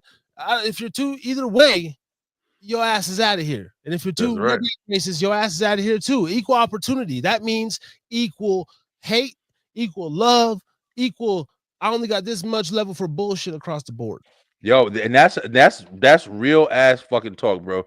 And it really needs to be said more, because ain't nobody got time, yo. Like I was telling y'all earlier, time, that's one big thing that you start noticing when you get older. You ain't playing with that shit as much anymore, bro. Ain't nobody got time to be playing. We trying to get money. We trying to make moves and make shit happen. Ain't nobody got time to be playing with y'all, touching people in the store, spilling milk on your head, or fucking with AI, or fucking with or Trump and dudes with Rottweilers and what's it called? We talked about a lot of shit on this show, right? Let's go. I'm about to make some fucking clips right here, y'all. I hope B-Line. I hope you guys have enjoyed it, because this has been a lot of fun. You know, when Harris come on, it's wild party. But Harris, bro, I appreciate you, brother. I'm glad to see you still killing it, bro. I know you took your break for a little bit, and you back, bro. I've been seeing you every week. You back online. You're doing your shit. You're growing. Your channel's fucking growing exponentially. So you're doing big things. The content is great, bro. Keep it going, and definitely come back on, bro. We got to do more of these conversations. I love talking this real shit, especially when I do like the B-Line news. Maybe you know, jump on whenever we talk about what's going on in the world and everything. Yeah, man. I love it, man. Anytime you want me or allow me, I'm glad to be here, man. I appreciate it. Harry's drinking again. That's it. That's it. And of course, B-Line. Listen, guys, we're going to be back tomorrow night. We back at it. Of course, we got Straight Through the Ropes Wrestle Talk. Yo, there's a lot going on in wrestling. We got a lot of information to talk about, a lot of pay-per-views coming on this weekend. So we definitely have a great show. And then, of course, Thursday, we're going back to the entertainment show, baby. We got me and Kyle is back. We're going to be talking about something. I don't even know the topic yet. But there's a lot of watch list information, a lot of stuff coming on. We about to be in summertime land. This is like when all the entertainment be popping off and jumping to movies and shit. So we got a lot to talk about, guys. Definitely glad to have you. If you haven't already, please make sure you head on over to YouTube and go and check out me, Brian B, the B-Line Entertainment LLC, and of course, Harris is drinking again on YouTube. Just type it in the search bar. It pops right up. You'll see a video. Go follow him. I guarantee you'll be entertained, bro, for sure. Like, it's definitely a lot of fun over there. Just like drinking at the pub, baby. But guys, we gonna tell y'all to stay true, stay positive, pay attention, and don't forget to tune in Thursday nights for Harris, and of course tomorrow night for Straight Through the Ropes. Let's go! Thank you guys so much for watching. If you enjoyed that episode, make sure you head on over to the B-Line Entertainment LLC YouTube channel, where we have so much more for you. We have the B-Line Web Show on Tuesday nights, as well as Straight Through the Ropes Wrestle Talk on Wednesdays, and of course, the B-Line Entertainment Show on Thursday night. Join us and make sure that you hit that like, hit that share, and of course, subscribe with that bell button for the notifications so you can make sure you're getting all the great content from the B-Line Entertainment LLC. Let's go!